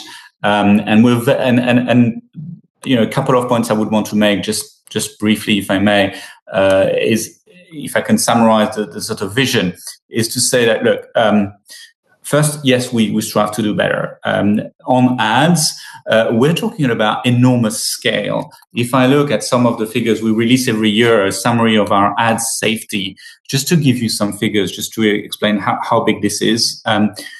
Just in 2020, we removed 1.3 billion publisher pages. And we stopped ads being served on over 150,000 publisher sites. And I can go on with such numbers. So this is an area where we need to be as nimble as we can, but also deal with scale. So it's difficult, and so we need to continually improve, as other platforms do, whether it's to fight scams or protecting against misinformation. So that's ongoing, and we'll continue to improve. I think also at a general level, and I've made that point last time, but I want to really reiterate it here. I think we really believe that we need strengthened cooperation across the board at a practical level between stakeholders, whether it's government, the online platforms, the news ecosystem, civil society, both to counter bad actions like mis and disinformation and harmful content, but also to encourage quality content. And I think that's really where we want to focus our attention. So continuing to improve how we do things internally, how we craft our policies, refine them, create new policies to address new threats and new technology to do that as well, but also increasing cooperation, both to be more transparent, but also together to put in place, better coordination so we can tackle threats together, so that we can, raise user literacy and together have a long-term comprehensive plan to tackle these issues. Obviously, happy to go into more detail, but I might stop it for now, Senator. Yes, thank you. Just to point out, in the last two hearings, Asia Brewery was with us. And the other company, Asia Brewery, and one more, I forget now, but they all expressed surprise that their ads were coming out in YouTube channels that were, notorious for disinformation. So, and they swiftly put their foot down and said, we're going to have them pulled out. So perhaps there has to be a stronger, precisely, stakeholder social media platform cooperation, so that they don't want their brand associated with disinformation and lies, and therefore it's to their best interest to have a stronger coordination with you, and vice versa. I'd like to think that. Okay, and thank you for that. We can now proceed with MSAP. The representative of MSAP is here. This is the media specialists. My understanding is that the incoming president, is that correct? MSAP? Yes, Your Honor. Yes, you're the incoming president, Mr. De Guzman. Go ahead. When are you taking your? When will you be officially the president? My term starts this year. We are just to hold a formal induction. Okay. Okay. I just wanted that on record because precisely some of the issues that were raised were for actions taken by last year's officers. Or at least Mr. De Guzman. Sorry, Mr. De Castro. So go ahead, Mr. De Guzman. Thank you for joining us, and thank you for your patience. Thank you. Let me start off, Mr. Chairman, Honorable Senator Pangilinan, Honorable Senator Dulon, the honorable members of this committee, other resource speakers, and all the other attendees. So good morning. First off, allow me to apologize in behalf of MSAP and my colleagues present here for not being able to attend the past hearings. We will provide the written explanation that you requested as soon as possible. If I may be allowed to... Go ahead. Sir, if I may be allowed to read our opening statement, since it's our first time please, to... go ahead. Go ahead. Go ahead. All right. Thank you. The Media Specialist Association of the Philippines, or MSAP, the Industry Association of Advertising Media Agencies, fully supports the Honorable Philippine Senate in the conduct of this hearing to review existing legislation amidst the rise of digital media and social media platforms in the country. MSAP is a non-profit organization of advertising media agencies, and we strive to be the leading partner organization in driving business growth for brands, media agencies, and consumers. Our principles include the promotions of the rights and interests of our members in conducting the business of advertising media practitioners, to set the standards of advertising media excellence, ethics, and accountability, and to foster an industry culture of advertising media creativity and innovation. While the advent of digital and social media has brought about many benefits to the Filipino people, such as connectedness and e-commerce, these also carry disadvantages given improper use, resulting in issues such as fake news and scam transactions. The advertising media industry, as well as the broader marketing communications industry, are experiencing and are continuing to adjust to the exponential rise of digital and online platforms, now overtaking the formerly dominant traditional TV, radio, and print media. In the conduct of our business, in serving our advertiser clients, and in partnership with media networks, MSAP member agencies adhere to fair and responsible distribution of advertising information to the public. As part of the Advertising Standards Council, or ASC, the nonprofit organization that promotes truth in advertising through self-regulation of advertising content, in partnership with relevant government bodies, we affirm our commitment to the code of ethics of the advertising industry. We are one with the other industry associations such as PANA, 4A's, KBP, and IMAP in regulating our business and practices to ensure that the welfare of the general public is protected. MSAP reiterates its commitment to support the objectives of this honorable committee by providing any assistance and information that may contribute to a better understanding of the media landscape and the advertising media business in order to review legislation in light of the current prevalence of digital technology. Thank you, Mr. Chair. Thank you, Mr. De Guzman. We will raise some questions after we get also the presentation of PANA. This is their first time to attend. Is PANA on board? Yes, we are. Go ahead. Do you have a prepared statement or a position paper? I understand we don't have one, or I don't have a copy, if you did submit one. We have not, because this is our first time to attend. We wanted to have more time to understand, but definitely this is May Yao Kosai. I'm the incoming PANA president, but we'll still be inducted this January 27. We just wanted to take time to thank you for the invitation, and just wanted to initially inform you that all of our member advertisers adhere to the ASC, or the Ad Standards Council, which PANA is also an actively participation of ASC, to ensure all communication materials are backed up with authentic information. But since this is our first time to attend, we'll probably need more time to submit our formal position paper, but rest assured we are one and in very much appreciation with the group's effort to stop disinformation. Thank you, Senator. Thank you. What is your Ms. Yao? No, Ms. Yao. Yes, Yao. Yeah. Okay.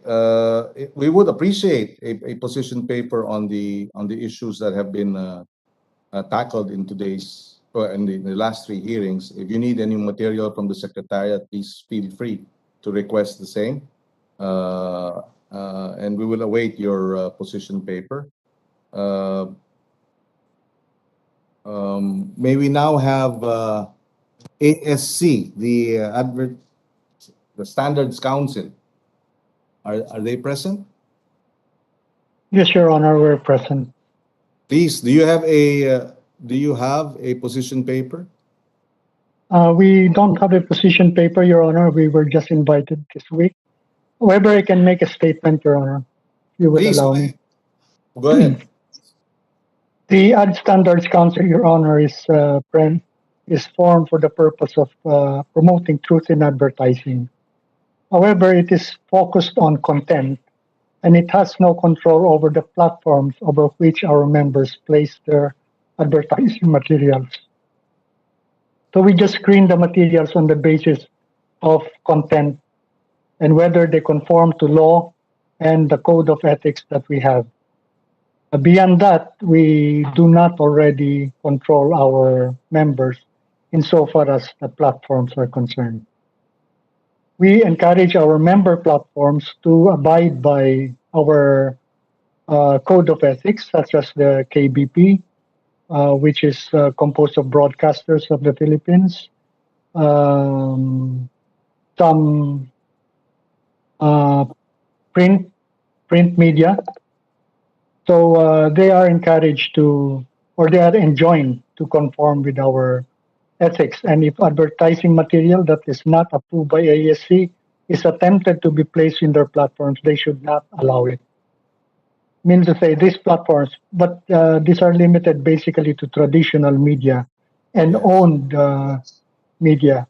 So we do not have control over placements in social media platforms. Yes. May I also say something in behalf of the KBP, Your Honor, as I represent KBP also? Go ahead, please. Insofar as KBP is concerned, Your Honor, we support truth in advertising. We support the fight against false and malicious information.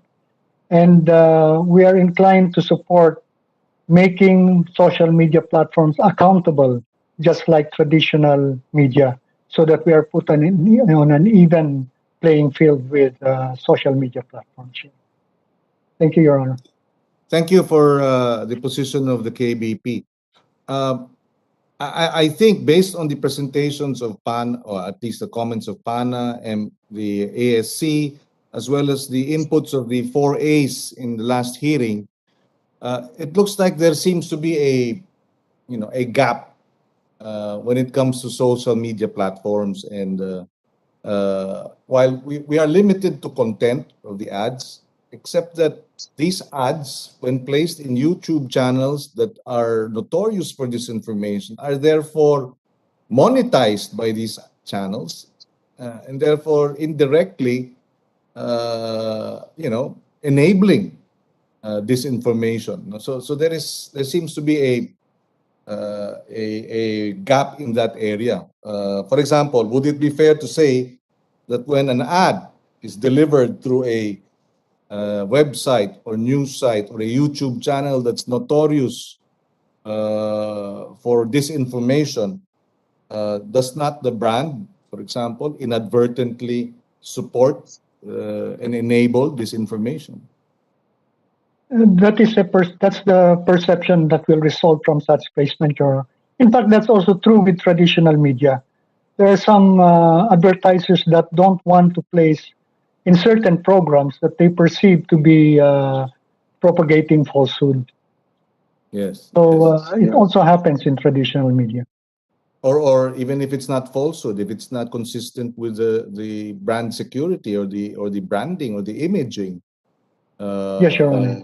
And therefore, so really there seems to be, and precisely because social media is a new phenomenon, it's been around for like just maybe a decade and a half.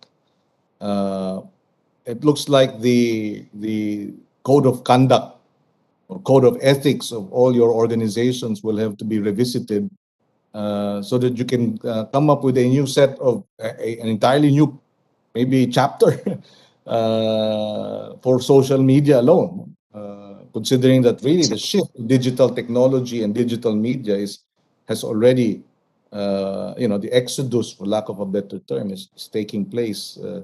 And there has to be rules or parameters within which to operate. Like I said in the first hearing or the second hearing, I'm sure the 4As didn't have their code of conduct in the beginning. They didn't have their code of ethics in the beginning, and they realized the need for it as the industry grew. and as the industry progressed. So we're probably in that situation when it comes to social media, that as it progresses, as it develops, you need to put in place a new set of a code within which advertising agencies, media placement agencies, etc., will have to operate. Otherwise, it's going to be like this. It seems to be a bit schizophrenic. The 4As is so strict. Your code of conduct is so clear as to truth, and yet your ads you produce the truth in your content, and yet your ads enable disinformation. So it's there seems to be some schizophrenia there. Would you agree, attorney? Yes, Your Honor. In fact, to add to that, even traditional platforms are already finding themselves in social media platforms. To be competitive, for example, a radio station must do its own streaming on social media, Facebook Live, YouTube, Yes. etc. So the KBP is now in a review situation. We're reviewing our code to include the streaming on social media and podcast of our anchors, etc. Yes, and you mentioned that. I guess that in what is your segment or episode in Rappler?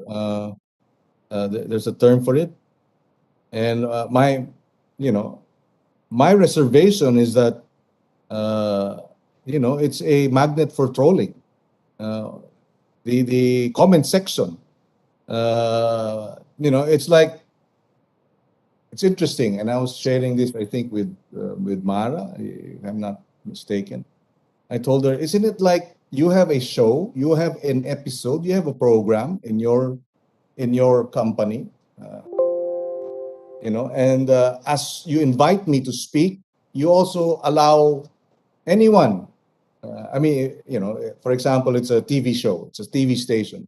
I'm guesting in a TV show. I'm in the studio, and yet, as I'm being interviewed, the TV show allows for people to come in and throw garbage at me as you conduct the interview. It doesn't make sense in that regard. And how do you manage that?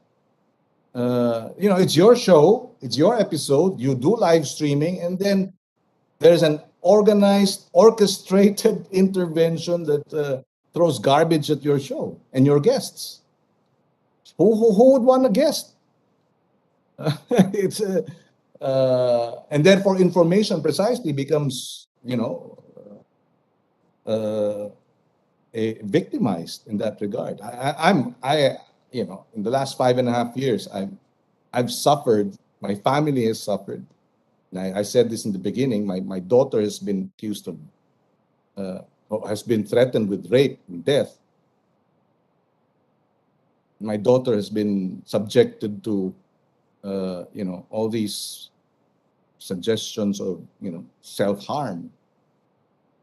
Precisely, and it's and that's me. Can you imagine the ordinary folk? Anyway, we now have the 4As has already given their position paper. Am I not? Unless I don't recall correctly. Did Yes, they not? Mr. Chair, we have you, Mr. Chair. Yes. Okay. Thank you for joining us. You may wish to chime in as you. We now proceed with the DOJ. Yes. Earlier we were talking about the absence of Section 230. That's in the U.S. Decency Act. I forget the communications. Can we have is it correct to say, therefore, in our setting, I believe that was already established, but I just wanted to reiterate it, that the social media platforms can be considered as publishers. Do we have the DOJ with us? Yes, Your Honor. I am State Counsel Anthony Pauline Pascual from the Office of Cybercrime, Department of Justice. Go ahead. Sir, at the outset, the DOJ conveys its support to the resolution. But regarding the Section 230 of the Communications Decency Act, I think the publishers or the service providers are not held accountable for the content that are posted on their platforms, because the authors are not them per se, but the authors themselves, the one who posted them. And in our jurisdiction, who the ones who are made liable for those content or for those comments are the authors only. So regarding the Senate resolution at hand, we support this resolution, which seeks to update the present pertinent laws to adapt to the current cybercrime landscape. Despite such support, we submit also that there is a Section 6 of the current cybercrime law, or RA 10175, or the Cybercrime Prevention Act of 2012, that although created at a time when social media platforms and applications were still smaller than what they are today, we are of the opinion that it is inclusive enough to cover manners but by which cybercrimes are committed to, and broad enough to apply to cybercrimes that may be committed in the future. So it is also our position that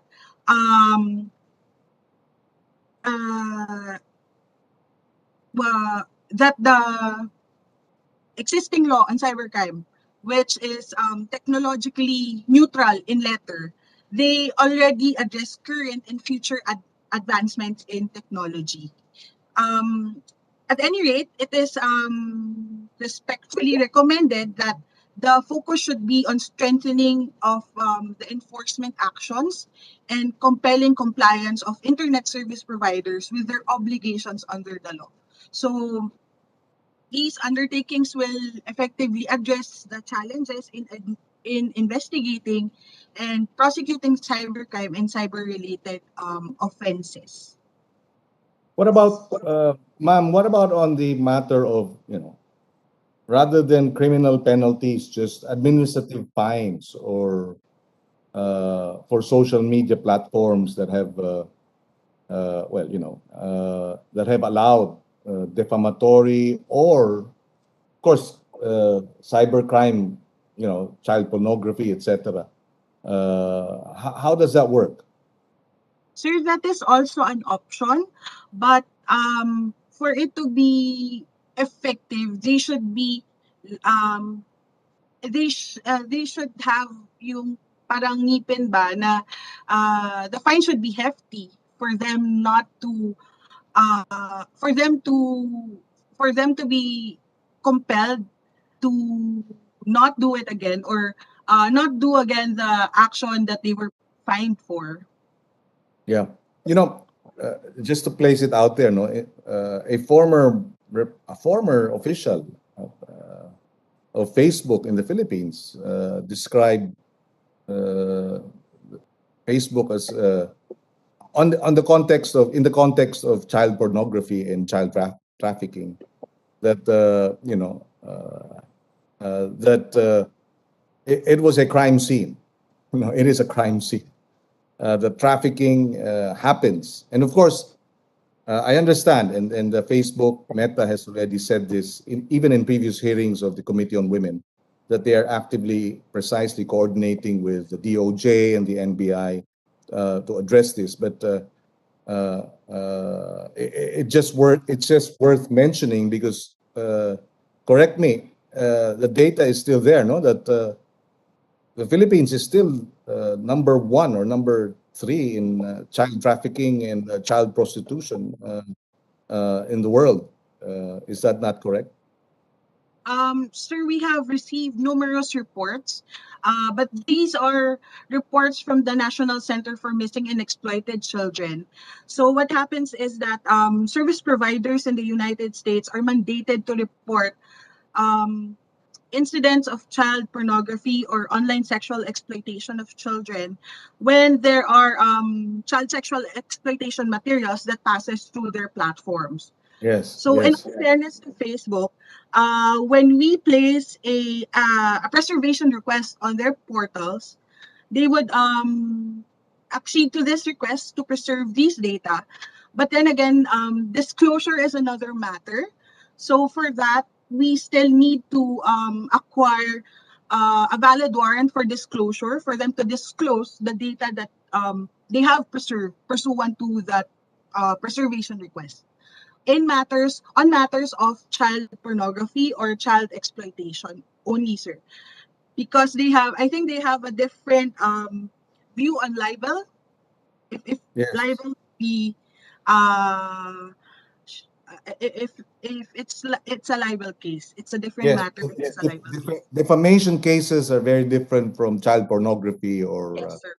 or other criminal offenses. Understood. Yes. Okay. We before Mr. we Chair. ask, yes. Mr. Chair, the committee was informed that Ms. Maria Ressa needs to go, and if she can say a few words before she leaves the meeting, sir. Okay, okay. We can accede to that request. Go ahead, Maria. Thank you so much, Mr. Chair, and for having me here. I think just three things that we haven't mentioned is that, gosh, there's so much, but genocide. The violence is very real. Genocide in Myanmar, that was both Facebook and the United Nations have sent people to Myanmar, and we now know where Myanmar is, right? So there has been no accountability for that. And part of the reason that's been the case, and this connects to the last 2 points, is that Meta, Facebook, now at almost 3 billion users, right, actually gives anyone outside the United States or Europe a far more dangerous platform than the rich countries. And this came from the Francis Haugen documents. So these are internal documents of Facebook. One document actually said that 87% of Facebook's global budget for time spent on classifying disinformation and misinformation goes towards the United States, so almost 90%, while only 13% is set aside for the rest of the world, despite the fact that North American users, make up just 10% of its daily users. So I think part of our asks for elections should be greater resources spent. It's AI, which Facebook constantly says is what it uses, struggles with non-English languages. It's part of the reason that detection is quickly subverted by switching to a dialect. And then finally, the last part, which goes back to how we started, is that conspiracy theories about elections, and this is a lesson we learned from the United States, from Facebook's own internal documents, that they actually allowed disinformation about Stop the Steal, right? It was classified as harmful but non-violating content. And that's extremely problematic because it allows conspiracy theories and even vaccine hesitancy to continue, right? So again, with something like this, and I'll place it in the context of a development just the last 2 days, I think, Mr. Chair, you released a statement about the potential Comelec hack that Comelec says didn't happen, but is being broadcast by some other candidates and known disinformation influencers as a way to already begin to seed distrust of our electoral process. And I'll leave it with that, right? There are no guardrails for this. I'd be happy to help any other way. We have the data for you. Thank you so much for listening. Thank you, Maria. We appreciate your presence, and we will continue to coordinate with the Rappler, the office, as we craft the report on this resolution and this committee hearings. We will also allow Lazada, Shopee, and Rockwell, considering that we have raised a number of questions already with them. If they have, we can let them go, and we thank them for their participation. Unless they have a few more words before we proceed. Shopee, Lazada, and Rockwell. If there are no, additional inputs, we thank Rockwell, we thank Shopee, and we thank Lazada for your time, and we hope we will continue to coordinate with your offices, respective offices, so that we can together come up with a report that will help all of us address this issue of disinformation. Maraming salamat. We can now proceed. I think we can continue as we excuse a number of our resource persons. With Meta. Meta, you were raising your hand. Yes, Rob, go ahead. Chair. Thank you very much once again for your time. I just want to add a few key points here regarding the fact that there is no code of conduct at Meta. That's grossly inaccurate. Just to be frank, we have a very extensive and transparent list of community standards that we enforce. And without sounding like I'm deflecting anything, I think all of us who work in cyberspace, which is everyone on this call, we all know that Facebook's family of apps, Meta's family of apps, we are a mainstream service. People like me exist and Roy exists, and you can come and talk to us anytime. A big threat in general is the use of the dark web to spread disinformation and to spread harmful content. So that's something that needs to be addressed just in general by all of us. That's a comment for which I have no solution, of course. Just to DOJ's point, we are responsive to Filipino legal process. And I just want to follow up by saying it's unfortunate that up until recently, it's been the Philippines law that requires a cyber warrant in matters of child exploitation. And that limits the nimbleness of police to pursue those who seek to harm children in the Philippines. So we at Meta have been actively advocating for revision of those laws to bring the Philippines more in line with the modern realities of how the internet is used to exploit children. And so there can be an extrajudicial process for access to basic subscriber information. So I do want to say that I'm very proud of our work in that space and our work with the Senate and with the House in that space. And I'm very proud of our collaboration with the DOJ OCC in general and with the Philippines law enforcement infrastructure in general. Thank you for your indulgence. Thank you, Rob, again.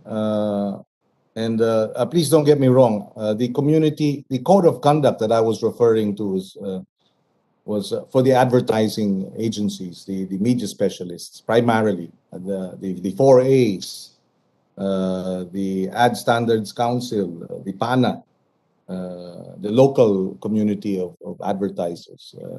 Yes, sir. I just want you to know that we do enforce our own codes of conduct, and such codes, of course, just don't exist on the dark web. So Yes. you have a direct line to our company, but to places like 4chan and 8chan and the non-mainstream part of the internet is a far bigger challenge for all of us who want to address cybercrime. Yes. Thank you. Yes, thank you. We now go to the PCOO. Wait, before sige, PCOO. Is Yusek Ablan? There you are. You're one of the early birds. Please, do you have a position paper and statement?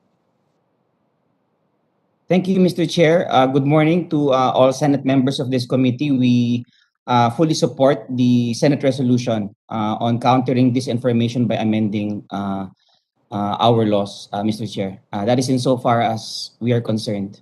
Thank you. Okay. I go back to the DOJ very quickly. With respect to the complaints of cybercrime, would you have data as to cases being filed? Meron ho ba kayong information? How many complaints has the office received in relation, to crimes done through social media? Sir, the DOJ, Office of Cybercrime, receives reports from its provincial prosecutor provincial offices and all prosecution offices monthly. So we do have a database on that, on cybercrime that has been filed with their offices. Let me just include that in the position paper that we will be submitting as soon as it gets approved, sir. So Yes, we will be please. sending Yes. your office a copy of the position paper as well of the data that you have been requesting. Yes, and if you can include in the data of those cases filed, how many were done through, fake accounts, or accounts whose handlers or owners are unidentifiable, at least on its face. No? Sir, I think our data would only be limited as to the number of cases that have been filed and for what offense. But as to whether they were committed via social media, I don't think we have access to that, sir. Unless there are only complaints, of those that were only filed with our office and not with the prosecutor's offices. Kahit nasa Office of Cybercrime, we'll be happy with that. And then maybe you can request we can request the Secretariat, the Committee Secretary, to request that directly kay Secretary Guevara Yes, sir. if we can have the number, the data.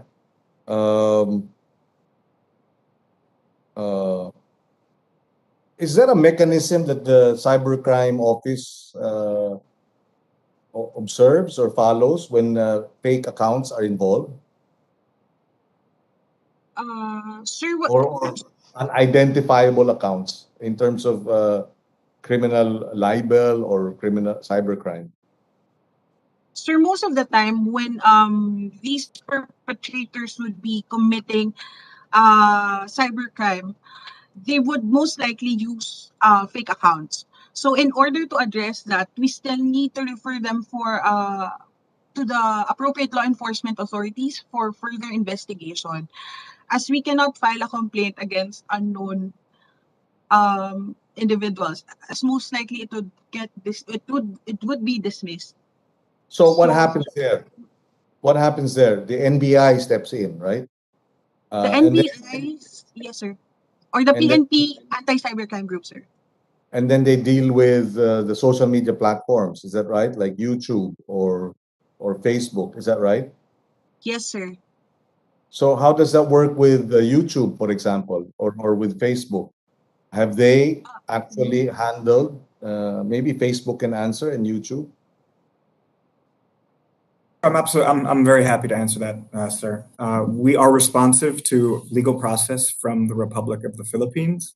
They come usually from the Office of Cybercrime at DOJ on behalf of PNP. We receive them through what's called our law enforcement portal, and without getting too sort of in unnecessary detail, law enforcement can preserve data in an automated and easy fashion without legal process, which is what PNP usually does. And then DOJ secures the cyber warrant, and then we disclose data when it's lawful and appropriate. Yeah. And just to re-emphasize, it is our sincere hope that PNP will no longer need a warrant for basic subscriber information in matters of child exploitation and trafficking. But the short answer is yes, we are responsive to Philippines' legal process. And you've had cases actually of precisely turning over the information to the absolutely. PNP. Yeah. Okay, thank you. Would YouTube still be around?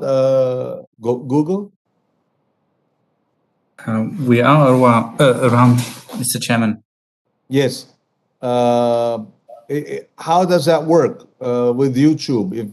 If the accounts are unidentifiable or they have no, there are no names, how does that work with YouTube?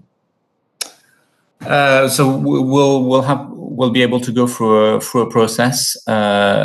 Indeed, normally going through an MLAT procedure, so an international bilateral procedure. But this is an area where we're also investing at international level.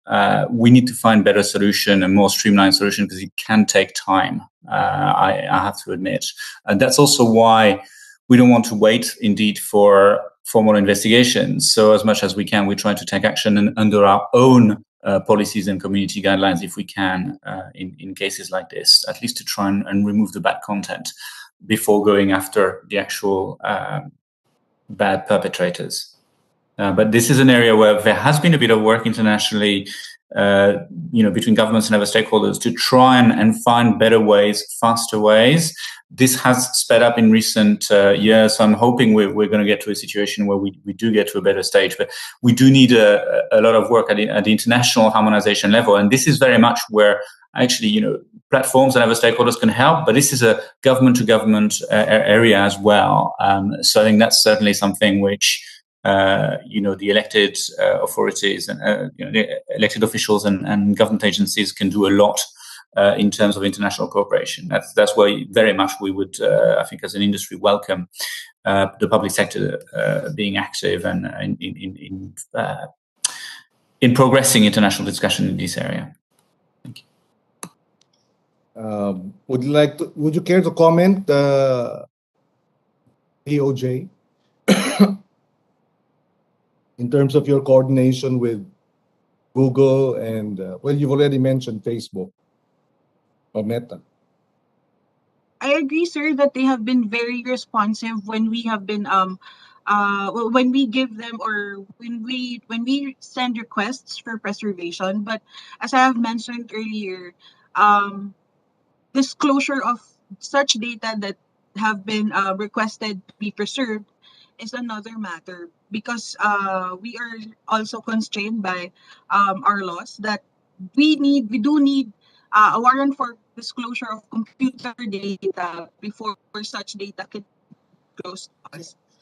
In other words, So I think in other words, it's like a chicken and egg situation. You don't know the guy, and therefore you can't file a case, but you can't identify the person.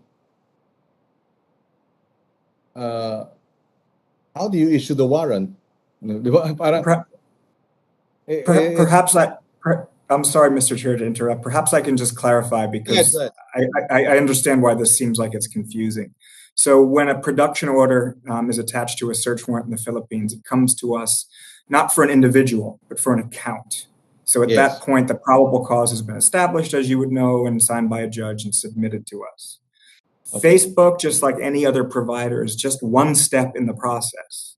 So we provide basic subscriber information, which would include information like session IDs and IP log-on, log-off information that the PNP or NBI or whichever law enforcement is lead would have to then take to the Filipino ISPs and say who is using this computer and when. Yes. So this is an exceptional challenge in the Philippines because, as you know, many of our Filipino community of users use internet cafes with shared machines, which is why we sincerely hope at Meta that the laws will be made such that the police, relevant authorities can be far more nimble in getting information when it comes to child exploitation and trafficking. So just in general, we are one step in the process. And this is something I've worked when I was a government employee and now here at Meta. We are one step in the process. I hope that clarifies a little bit. So the chicken and the egg part, I absolutely understand that metaphor, but what we disclose is the information we do have. And whether or not that ties to an actual human being, that's up to PNP or NBI or DOJ, et cetera. Yes, I understand. It would help a lot if precisely if the identities of these individuals are kept on record by Google or Meta, and that when it is when a crime is involved, criminal activities involved, then those identities can be made available to law enforcement. I mean, that's something that we're looking at in terms of being able to pinpoint liability, which was earlier mentioned by the minority leader, in terms of disinformation, criminal cybercrime, and the like. you'd like to have. For example, if it was a child pornography site, you'd like to have a name, someone who registered that, and put it up. So Not hide. in terms of the basic subscriber information that we're able to disclose under US law and Philippines law, that would include the user's registration email, the user's registration IP address, and then also whether or not these are verified. So if they have something like two-factor authentication turned on, that can help police narrow their scope. But of course, when it comes to enforcing on the ground, that's obviously up to the PNP and the NBI. The information that we do have, we can share when lawful and appropriate. Yes. Thank you. Thank you for that. We now proceed with PCOO. Yusek Ablan, may we know how many personnel or plantilla handle the PCOO social media accounts? Thank you, Mr. Chair. We have various social media accounts for our various programs. I would take that number to around not more than 20 po at the PCO proper. We have around 20 more or less who are handling our social media accounts. Yes. You have a social media, you have 19 COS, is that right, in the plantilla? Yes. I will verify that, Mr. Chair, but I think your numbers are correct. Yeah. As of 2021. Yes. Do you have a PCOO policy on beyond office hours sidelining work? Social media pages outside of what is controlled and managed by the PCOO. I guess, kumbaga nagsa-sideline at gumagawa ng ibang nagra-racket sa labas. I mean, there are government employees or government, they're We do have a social media policy at the PCOO, Mr. Chair, governing our employees and officials.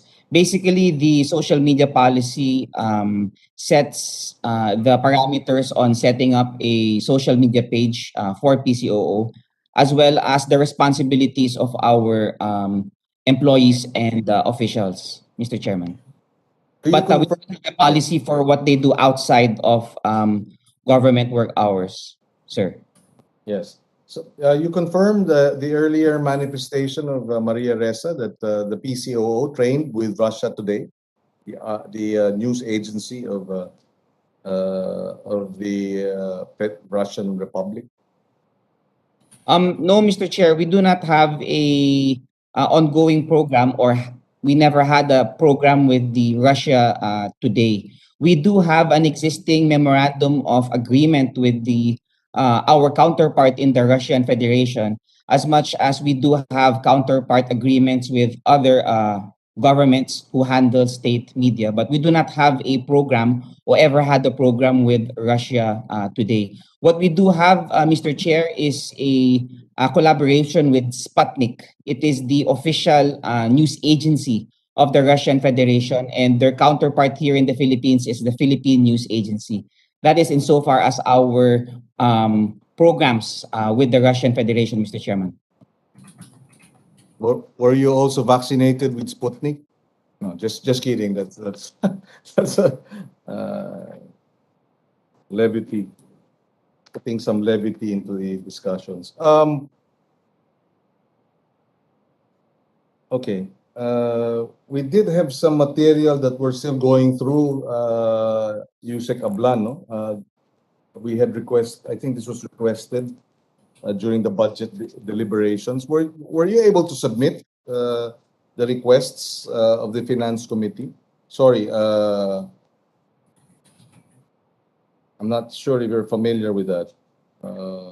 Yes, Mr. Chair. We were able to submit the documents required from us from the Minority Floor Leader during the budget defense last year, Mr. Chairman. Yes, sir. Okay, and if you still have copies of these. We would also, in this committee, appreciate the submission so that we can be guided accordingly. Yes, Mr. Chair, we will submit to this committee. Okay. At this point, we have no more question. We have no questions as we go through the documents. Yusek Ablanzo, I hope you can be present in the next hearing, which is to be scheduled. I have no other questions at this time. And unless there are others who would like to make additional manifestations, the KBP is also, well, we're almost done. So unless there are other points that need to be placed on record, we have no other questions at this time. We will reschedule another hearing and we will coordinate with your respective offices regarding the next hearing. In the meantime, there being no other matters to discuss in today's hearing, this hearing of the Committee on Constitutional Amendments is suspended, and we'd like to thank everyone for their presence and their cooperation and their patience. Maraming salamat. At magandang umaga.